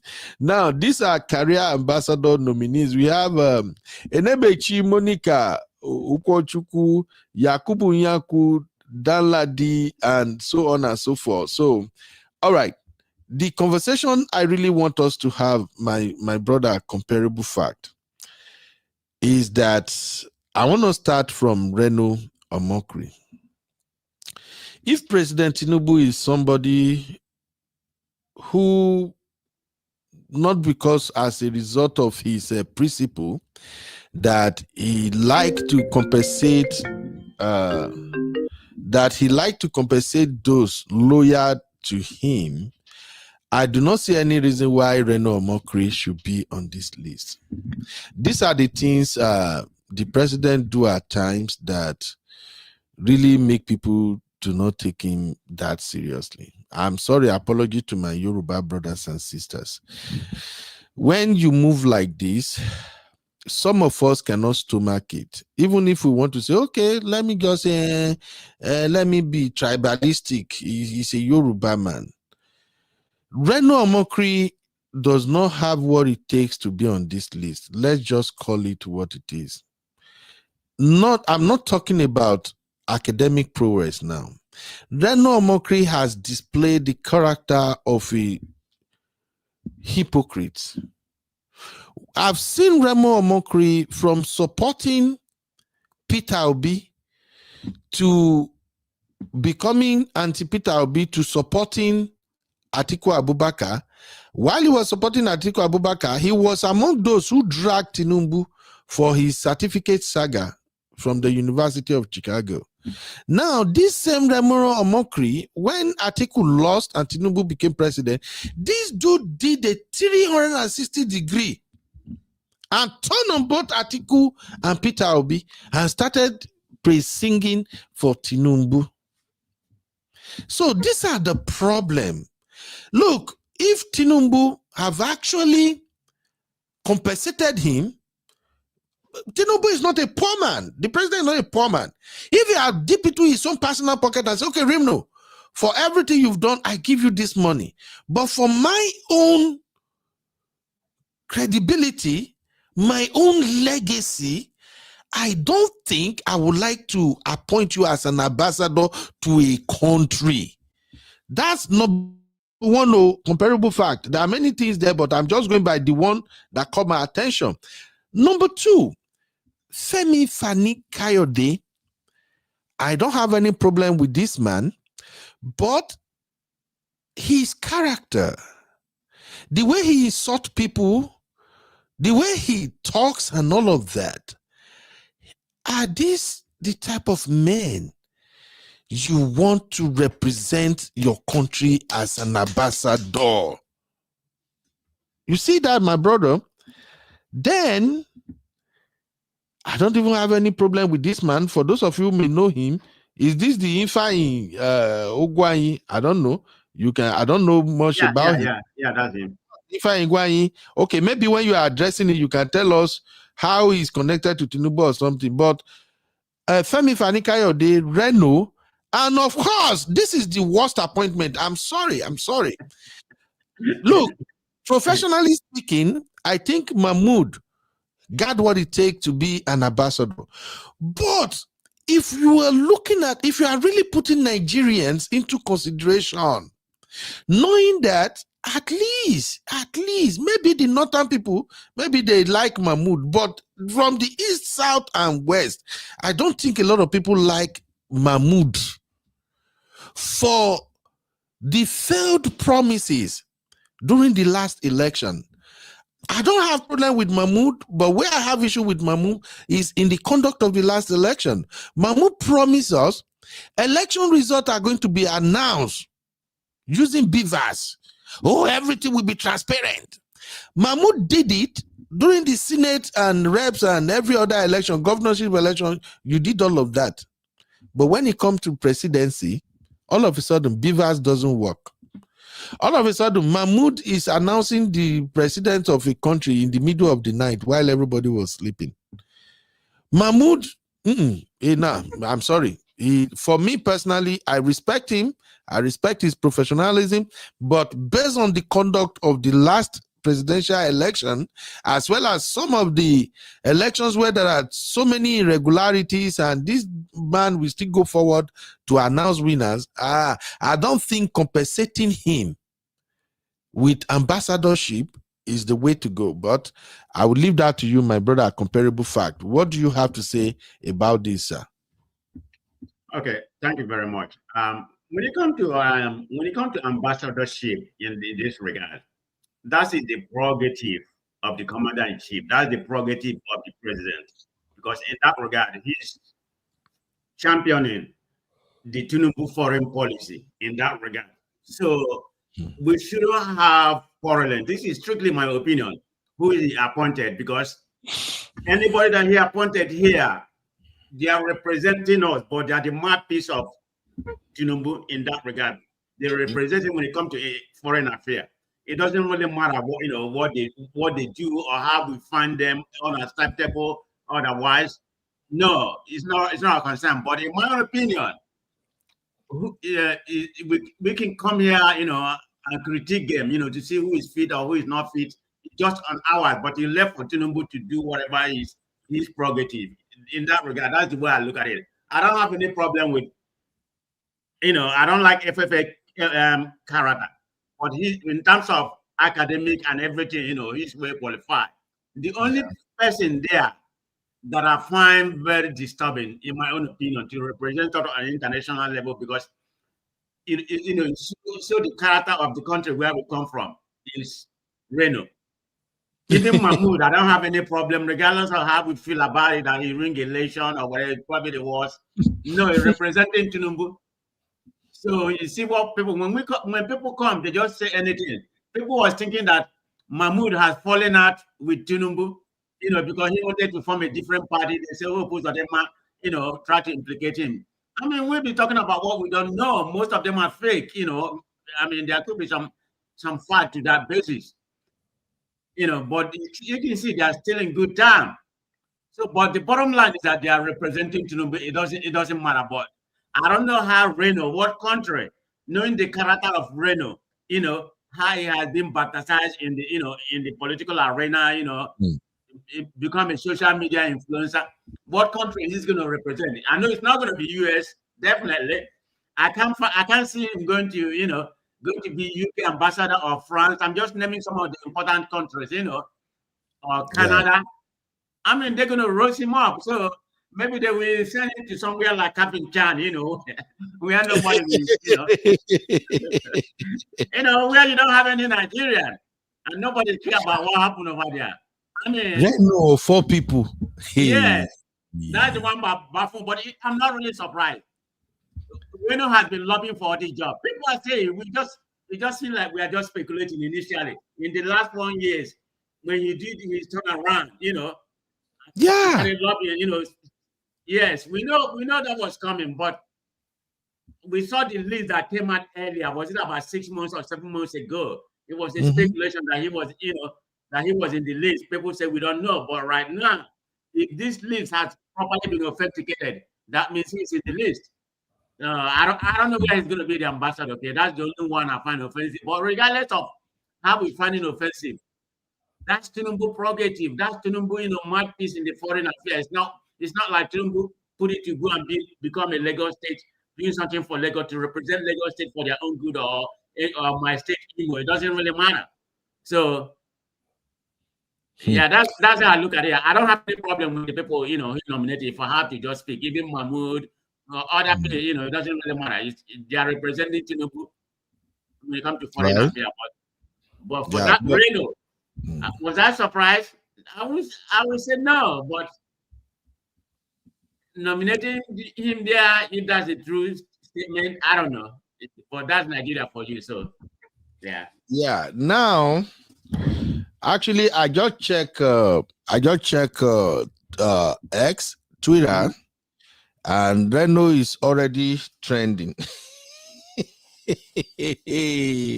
I don't like going to Twitter because of the negative energy on there, but I know now that please, I'm trying to charge my laptop. Just give me a second, people. So I do understand that now that Tinubu has finally submitted his name as part of nominees, and we know that this Akpabio-led Senate, now on your mandate Senate, I'm sorry, Akpabio, if your people they here they watch, make una nervous, y'all need to talk to that your man. Akpabio Senate is on your mandate Senate, so definitely they're gonna approve everybody on that list. I think the only time they don't approve somebody is it Rufai or something. So this is already a done deal. But Reno is trending now.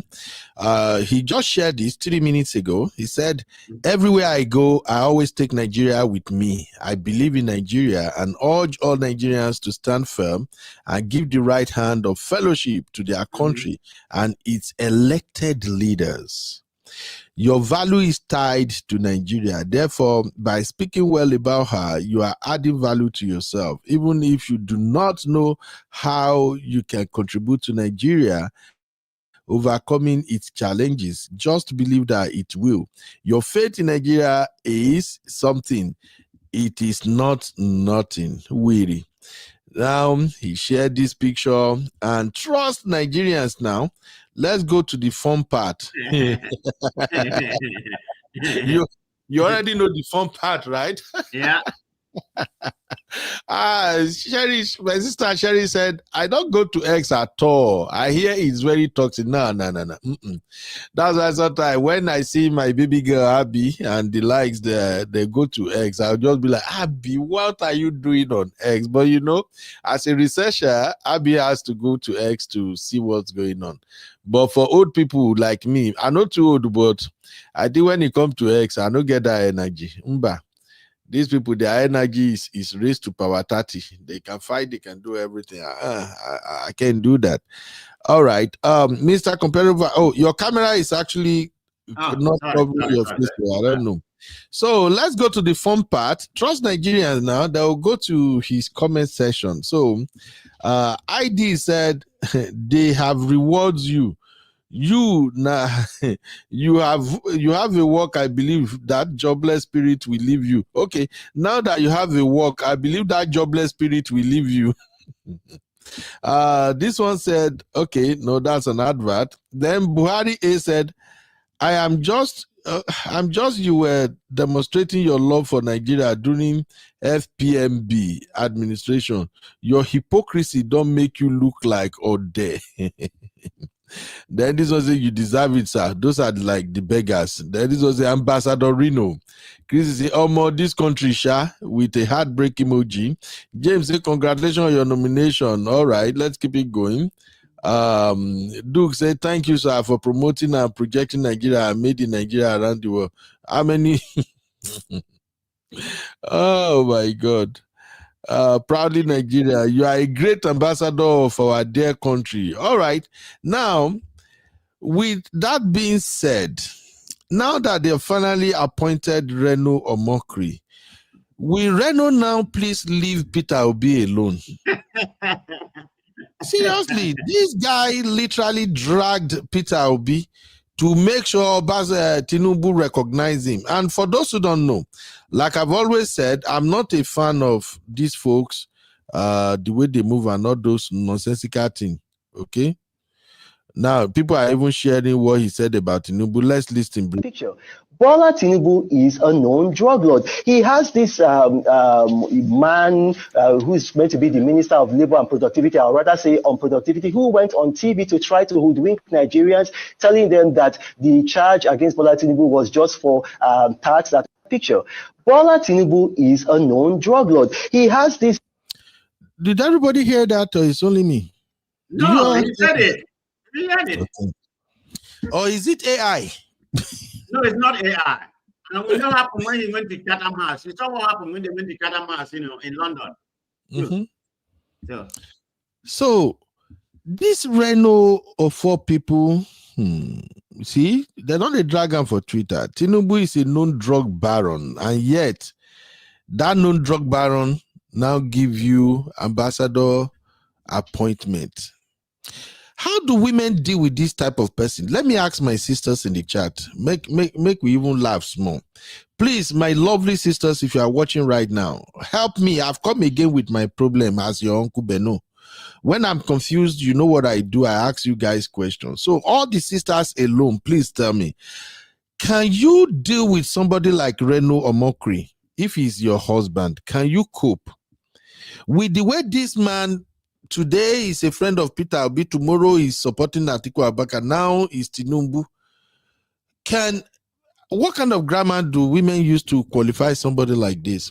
Where are my Gen Zs? Where they don't come up for chat? My real fan Gen Zs. Yes, sir. In reference to Reno, okay, there's 2 parts to this Reno nominee. Okay, of course, it has to be confirmed by the Senate, but it's never in doubt that the present Senate we have just being a sycophancy is it's more than that. They are rubber stamps president. So it doesn't matter what the president believes introduce there. You have Akpabio there, and of course the APC contracting. They have about 2/3 of the Senate.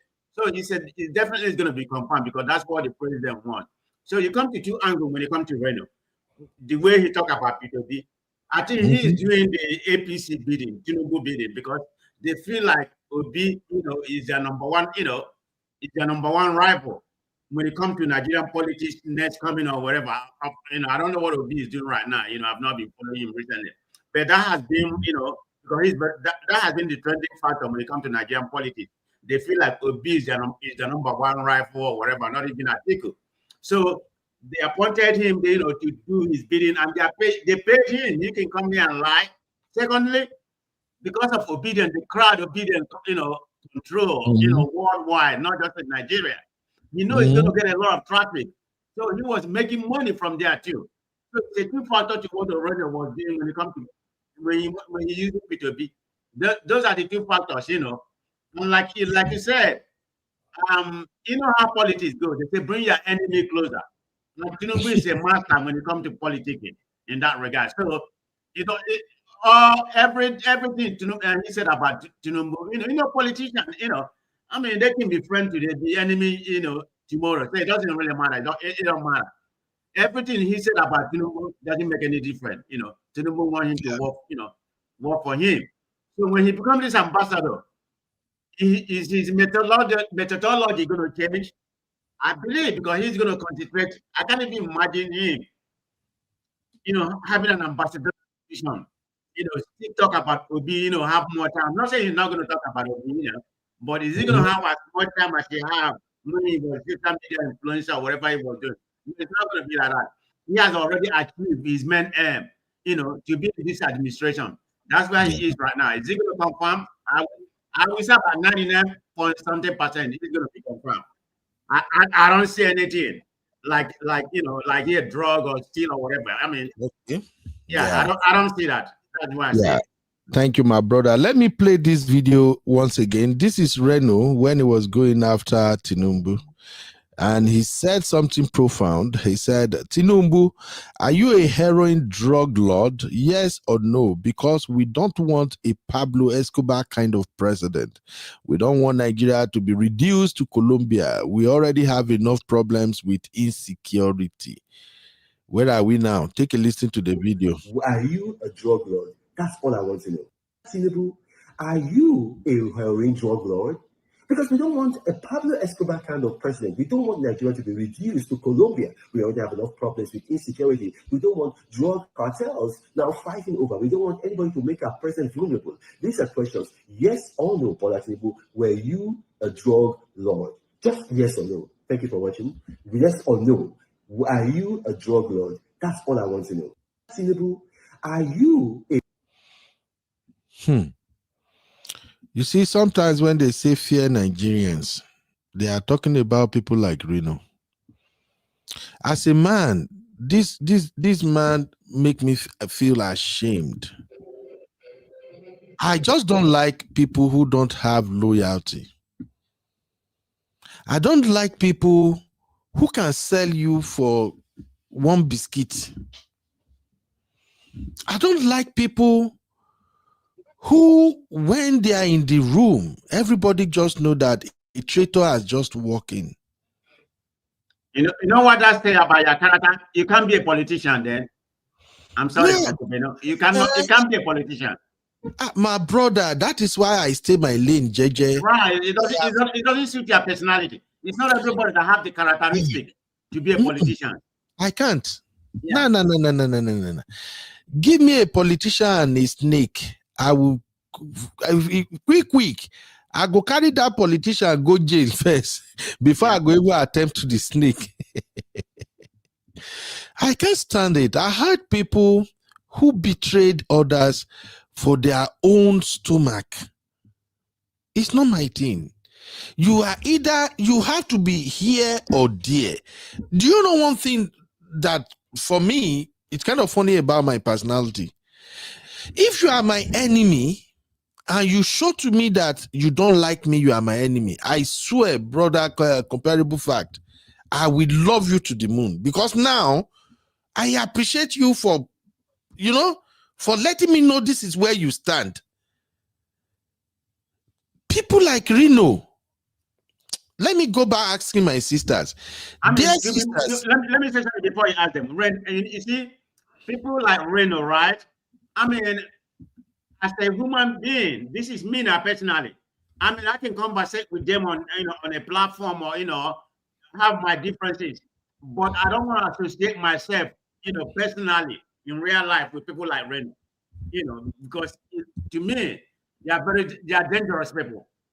I mean, that's why I look at the character that Reno possesses. Forget about his playing politics, but I can see that in him by just looking at him, the kind of person he is. So I will never. Sisters, do me a favor. Can you hang out with a character like this, please? Just tell me in the chat. I don't think anybody's going to say yeah.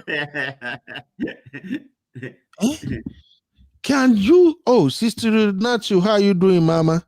So now say, I better come on for that screen.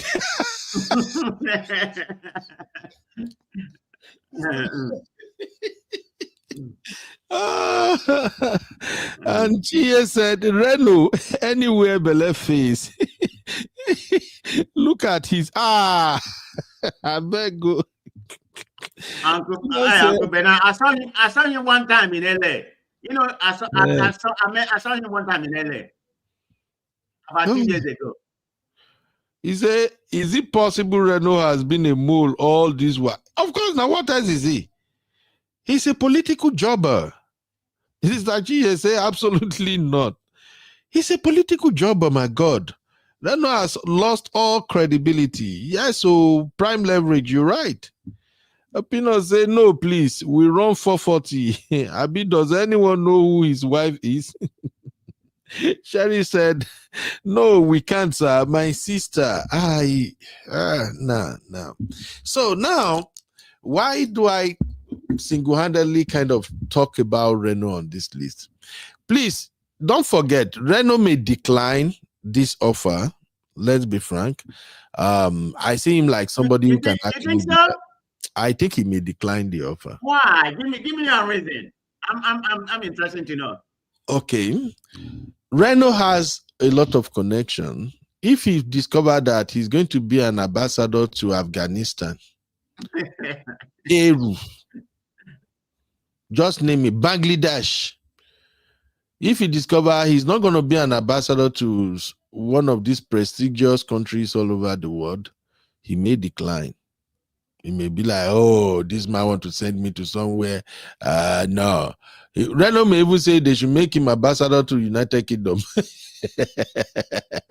I think Tinubu may be anything we say here bad, but Tinubu is not that foolish. I mean, that's just my opinion.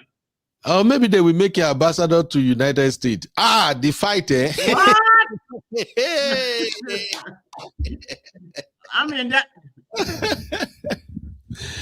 In fact, I'm going to start campaigning for Reno. Let's make Reno ambassador to United States. That would be interesting, but you know what's going to happen, because the American media, they know him well. So I mean, oh my God, they're gonna throw him. Yeah, Yuri said, Peanut said decline after the acceptance speech he posted. Seriously, if they say make Reno go be ambassador to Madagascar. Oh my God, this is just so funny. Now, basically, if we have to speak politically, as me, of course, I can't be a politician, but as a political analyst and also a podcaster, what I think is going on here is that I think Reno did his job, the job President Tinubu wants him to do. Mm-hmm. In this forthcoming 2027 election, the one biggest problem Tinubu have is what's his name, Peter Obi. If everybody agree or not, but if Obi can get his act together, I don't know where Obi is right now. I mean, I'm a fan of Obi, but I don't like what's going on. But I mean, what I heard about this past week, if the ADC is going to come around or whatever, I know that Labour Party doesn't exist, in my own opinion. So, I mean, I don't like talking about Obi politics, but that's where Obi is. That's where he plays his politics, I don't know. Yeah, so I think Reno Omokri serves the president very well by making sure he got on Peter Obi's case, drag Peter Obi like tiger generator, rubbish his image, everything he ever stands for. Reno Omokri was bent on destroying it. Who benefits from Reno's attack on Peter Obi? Mr. Comparable Facts. Who is going to benefit? Everything Reno did to Peter Obi, who stands the chance to gain? Is President Tinubu. Are you talking about in terms of party? I mean, it's about. I mean, it's not about if they feel like he has done the job they send him out to do. Yeah, it's beneficial to them because they send him to to demean Obi, to bring the words of Obi to the Nigerian to the Nigerian people's eyes, to make Obi look very irrelevant. So in that regard, they feel like he has benefited them. And why do you think they are rewarding him right now? It's because of he has done the job. They probably, they have done the job they want him to do for the last 2.5 years. It's all about Obi. He has done it, perfectly well in their own eye. But that may be misleading when it comes to politics because the more you talk about somebody, the more they are very popular. Look at Trump. You know, the way people were talking about him in the first time or whatever, you know, I mean, he's in the news every day, you know. I mean, right now he's a lame dumb president. So, but we're talking about before he become what he is right now, you know, he was made popular, you know, during the election. He was made popular by the media. You know, he didn't spend that much money. He controlled the media. So he has done their bidding. He has done their job. They don't need him anymore. They send him out to destroy Obi in their own, but not to the ordinary people, you know, in Nigeria. You know, that was it has an opposite effect, but to them, it has benefited them. So the question he asked, who benefit? It's the party that sent him there. APC benefited. So he has done their job the way they seem it deemed for them. And the way Reno moves, I think my Igbo people, they have to be wary of this guy. They have to. Why? Why is it that? Let me give you an example.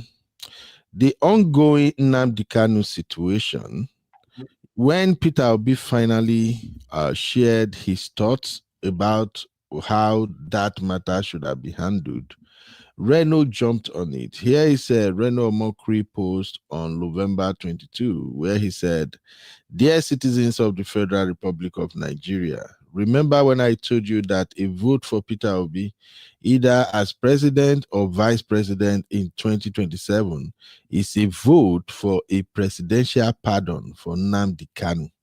Well, here in a statement released today is the proof. Peter Obi says," and then he went on his rant as usual. Peter Obi says Nnamdi Kanu should never have been arrested, let alone tried. But the truth is that Nnamdi Kanu is the head of an organization named the Indigenous People of Biafra, which was declared a terrorist organization by the Nigerian government, and he has major supporters and sympathizers, including Mr. Peter Obi, who affirmed on a channel television interview broadcast that Nnamdi Kanu has done nothing warranting arrest. But is that true? Now, I don't like to read through... No. He never made that statement. Yeah. I don't like to read through Reno's write-up. It's one of the reasons I don't even do anything about him at all, because he twists a lot of things.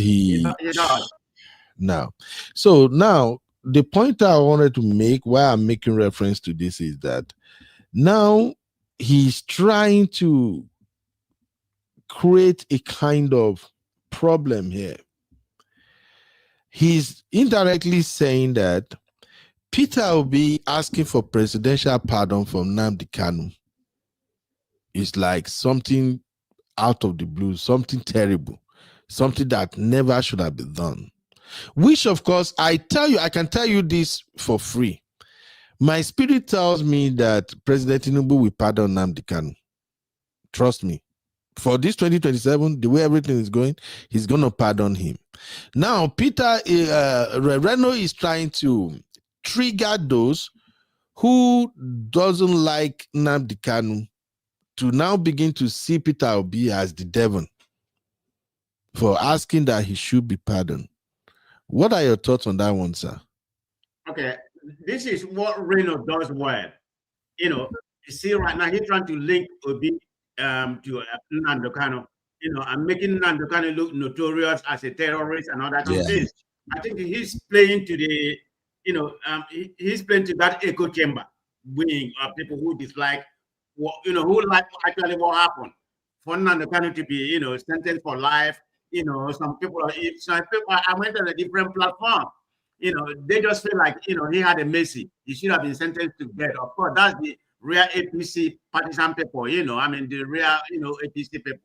So that's the prison they are looking at it. So Reno is playing to that narrative, but that's not universal when it comes to Nigerian audience. Because if we look at what happened, even at all, people who don't like, people who don't like Kanu rhetoric, the way he was doing and behaving or something like that, you know, whether he actually committed terrorism for being instigating or whatever, that's not the angle people are looking at it. People are looking at it as the justice was uneven. the country. What's actually going on in the north, and nothing is happening to them. So everybody sympathizes with that. We should be knowing that he has been there for almost pursuing about this 5 years. in the hideout, by the get them. I mean, what is his name? Reno is not speaking for the majority. We have had so much on this narrative all over the question is just asked. Obi is not the only person that said it. Even what is an article and some other prominent people have said it, but you see, Reno didn't mention them because it doesn't matter to APC. What matters to them, their arch rival is Obi. Yeah. That's how they look Obi. So that's where Reno is basing his narrative on just Obi. That's the angle he's coming. So. Yeah, thank you very much. Let me take a couple of comments so we can wrap up this Reno segment and probably call it a day. Prime Leverage said, we vote Obi good or bad. We are done with Tinubu. My brother, that is going to be a little bit difficult now because from all indication, it seems like Peter Obi don't even have any political party as it is right now. And I don't think in Nigeria, people can run independently. Does that happen in Nigeria? I don't think so. I'm sorry to say, myself, I'm obedient, but I think 2027 is gone for Peter Obi. Let's just call it what it is. I think politics, a day, a week is something, so we don't know what's going to happen. But like I said, I think I'm with you on that. I don't like the way since after the election, post-election, how Obi has, how he has controlled the party and whatever he's doing right now. He hasn't given me any kind of optimistic. But let's just see what happens. See, Mr. Comparable Fact. Yeah. You said how he should have controlled the party. Obi cannot control the party. Obi did not. Well, not necessarily the party. I think I'm meaning the platform that he was given. Not necessarily. It doesn't have to be the party because he wasn't a member of that party to begin with. Yeah, and also let's not forget that this Labour Party chairman, Aburi or whatever they call that man to me is the biggest loser as far as I'm concerned politically. That man had something good, something that can literally elevate him to the level he can never ever achieved, and he allowed politicians to buy him off, because I don't think that dude is acting without being bought. Allegedly, if you ask me who destroyed Labour Party, is that man Aburi. You have vibrant people who have the love of majority of Nigerians, and you allow politicians to come and invade your party, destroy the party. Even in this coming election, Labour Party will be rubbish. There will be nothing in it. But never say that anyway. But let's just. Are you surprised when it comes to Nigerian politicians? They don't have any doctrine. There's no principle. There's no doctrine. There. So it doesn't matter if you have benefit. Whatever they're going to think, they are going to benefit. I mean, you see what's happening when it comes to Nigerian politics. Everybody have in the APC, they used to be. They used to be PDP before. I'm not saying people don't defect. I mean, people defect, but they defect, maybe every dispensation, every 4 years or something like that. You have one person, defect from one party, but Nigeria people, this is almost about 80% or 90% of the fair party. They're going to defect the winning party. That means there's no doctrine. People defect to Republican here because they feel like they like their conservative idea. Some people defect to Democrat because they like their progressive, or they may call them liberal idea. That's the idea. Nigeria is a different politics. It's lack of doctrine. There's nothing. They don't have any principle. So this is the problem why we're not politically wise. You are political suicide. And that's just the way I see Nigerian politics. This guy is really fermenting trouble. He's even mocking Nnamdi Kanu here. Look at this. Reno, look at what he shared here now. He said, I stopped paying attention to Reno a long time ago. The last time I saw him in LA, that was when I stopped paying his little man attention.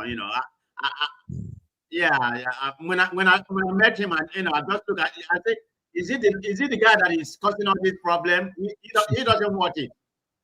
Yeah, he said Chief Awolowo smiled After he was sentenced to prison for treason in 1963, he did not cry, shout, or threaten. He was cool as ice. This guy, You see, I mean, Reno kind of politics have become so childish.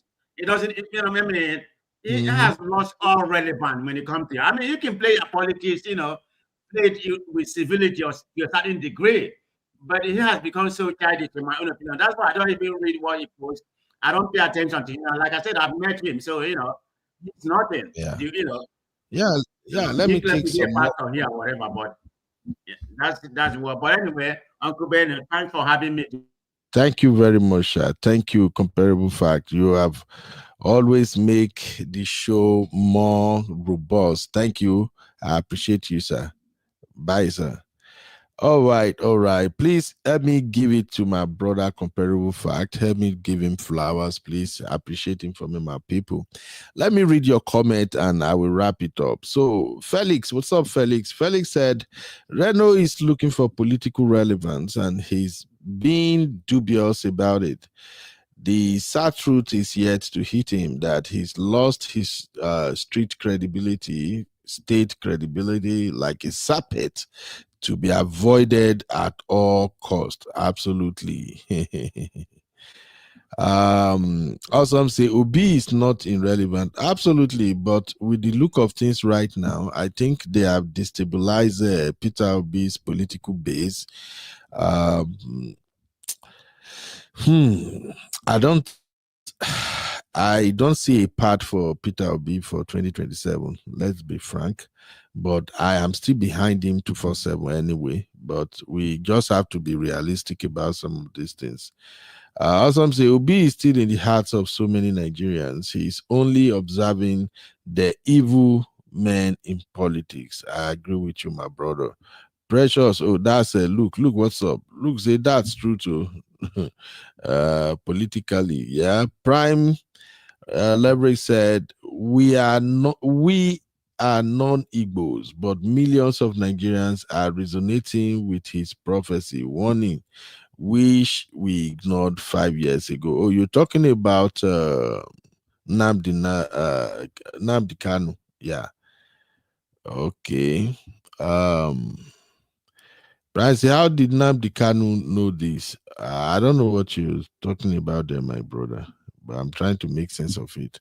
All right, Brand Leverage said Nnamdi Kanu warned Nigerians years back. How did he know about the Fulanis? Oh, okay, that's what you're talking about. All right, thank you, ladies and gentlemen, for hanging out with me. This has been a very, very wonderful edition. Now I'm gonna leave you with Obasanjo's video again. Let me see if I still have the video here. I'm gonna leave you with Obasanjo video again for those who miss it from the beginning. But before I do that, just for the sake of our community, those who don't know what is happening in America, let me share the latest update from President Trump with you briefly, okay? If you don't mind, because I know Nigerians are always looking for ways to at least help themselves. So I'll be right back. Let me bring you the update on President Trump, as well as the measure he has embarked on because of all this unaliving and how that is currently affecting immigration in America. You are watching Political Roundtable with UB. Like, subscribe, and leave your thoughts in the comments.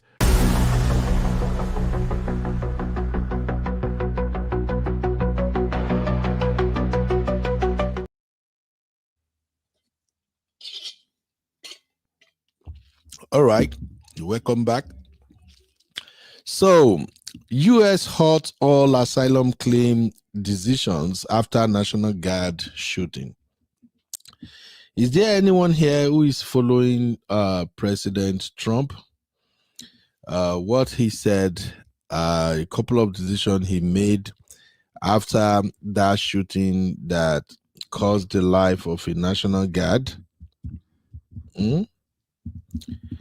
Let me see if I can show you real quick. I don't want to go to True Social. True Social is a whole lot of drama right now. Okay.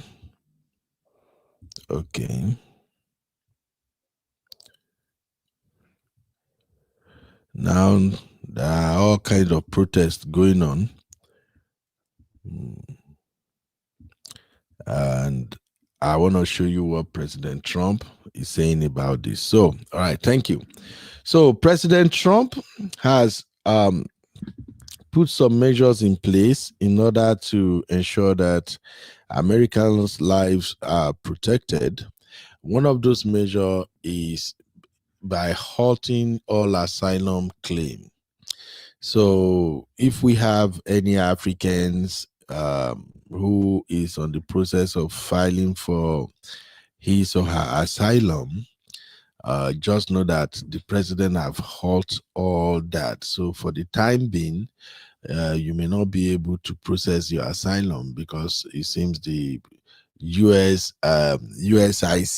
is that how we call them? US Immigration Service, yeah, USCIS. They are kind of re-examining every application in order to decide if some people can become American citizen or not. But let me give you the news briefly. So, according to BBC, the Trump administration has halted all asylum decisions following the shooting of 2 National Guard soldiers in Washington, D.C. The U.S. Citizenship and Immigration Service, USCIS director has said. Joseph Edno said the pause would be in place until we can ensure that every alien is vetted and screened to the maximum degree possible. It came hours after US President Donald Trump pledged to permanently pause migration from all third world countries. That is where it becomes more interesting to people like us, okay? As soon as you hear third world countries, you automatically knew that the vast majority of countries in Africa, they are considered as third world countries, okay? So the flurry of immigration decisions come in the wake of Wednesday's shooting, which left 1 soldier dead and another in a critical condition, and which officials have accused an Afghan national for perpetrating. While the first of these specifically targeted Afghans seeking to enter the US, other decisions have been far more wide-ranging. The USCIS, a branch of the Department of Homeland Security, has been told not to approve, deny, or close asylum applications it receives for all nationalities. According to CBS News, the BBC US partner, its officials can continue to work on asylum applications and review cases up to the point of making a decision, CBS reported. But few details are known about Friday's directive. Trump did not name which countries might be affected by his immigration pause, which could face legal challenges and has already prompted pushback from UN agencies. The US president's recent announcement represents a further toughening of his stance towards migrants during his second presidency.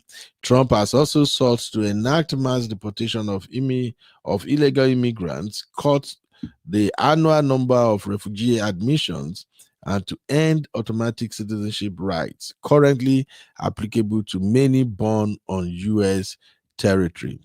Following Wednesday's fatal attack, the Trump administration temporarily stopped issuing visas to Afghans through the same program the shooting suspect had, before suspending all immigration requests from Afghans pending a review. Then on Thursday, the USCIS said it would re-examine green cards issued to individuals who had migrated to the U.S. from 19 countries, without mentioning Wednesday's attack.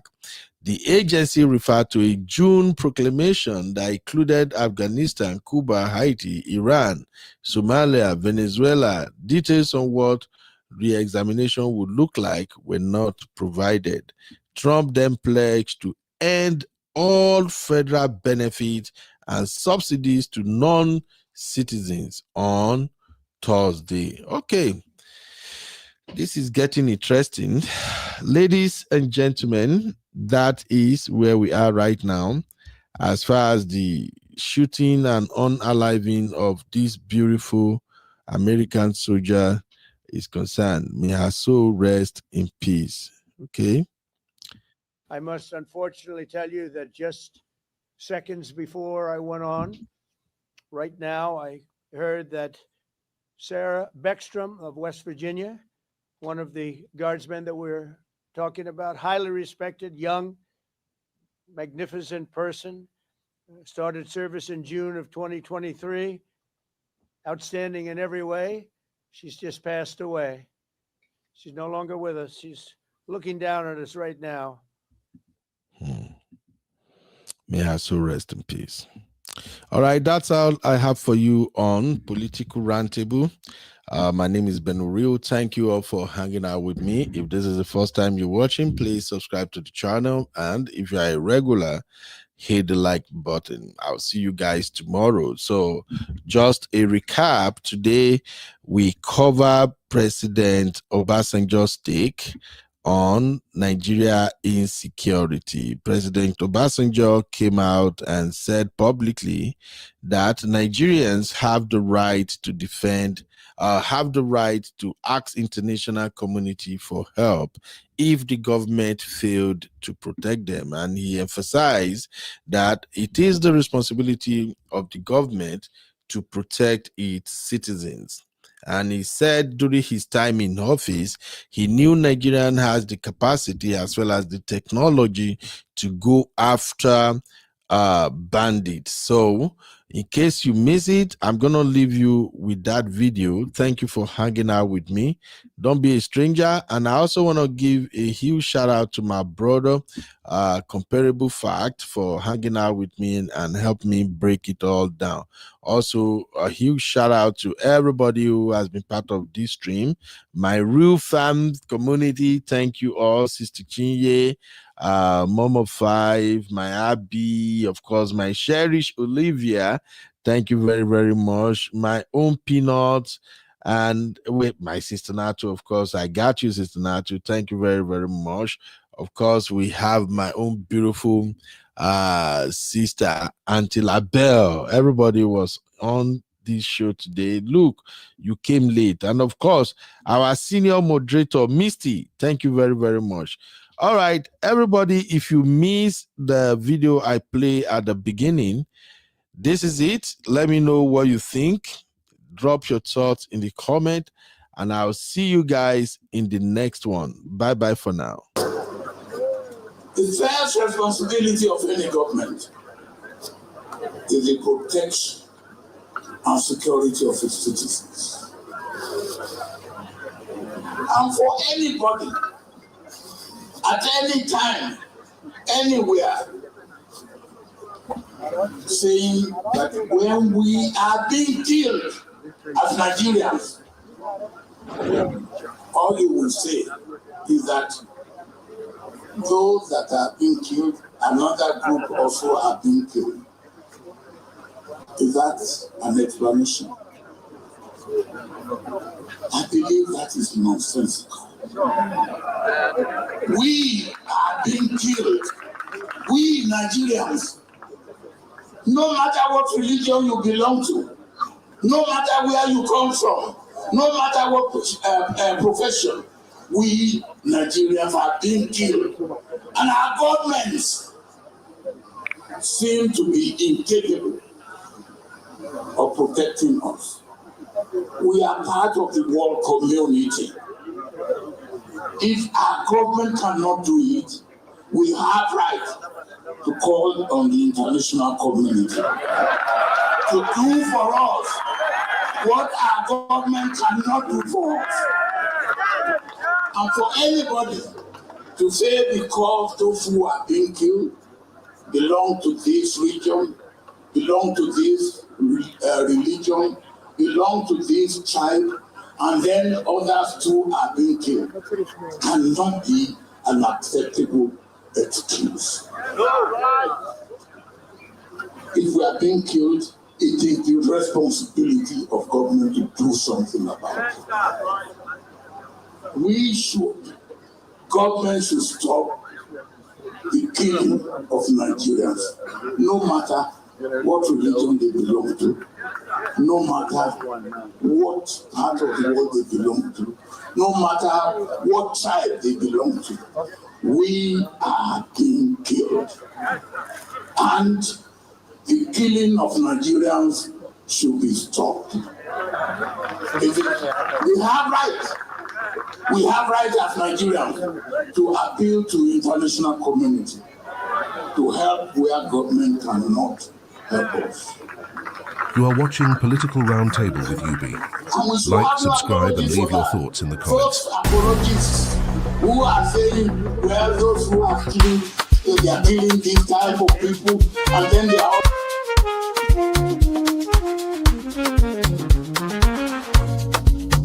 Yeah. You be in the building. Hey, vibe with Uncle Bino. Let's go. Now happy hour things, you know.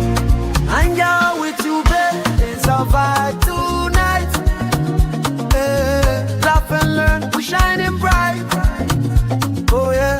You be stories, life lessons time.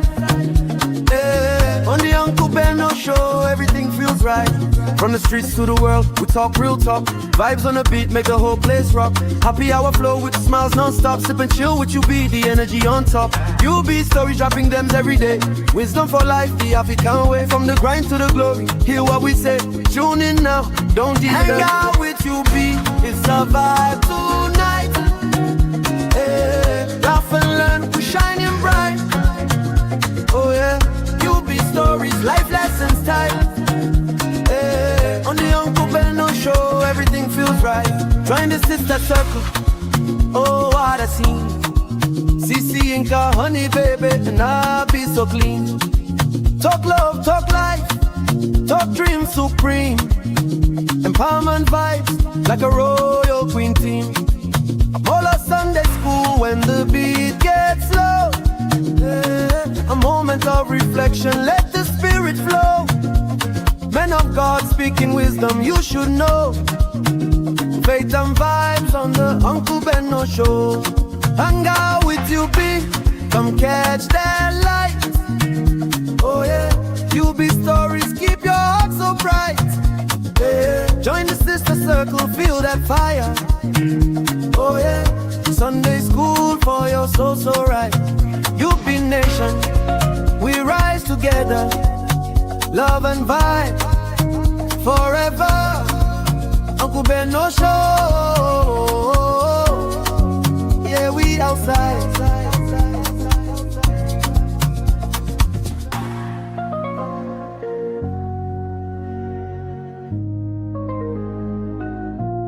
You are watching Political Roundtable with UB.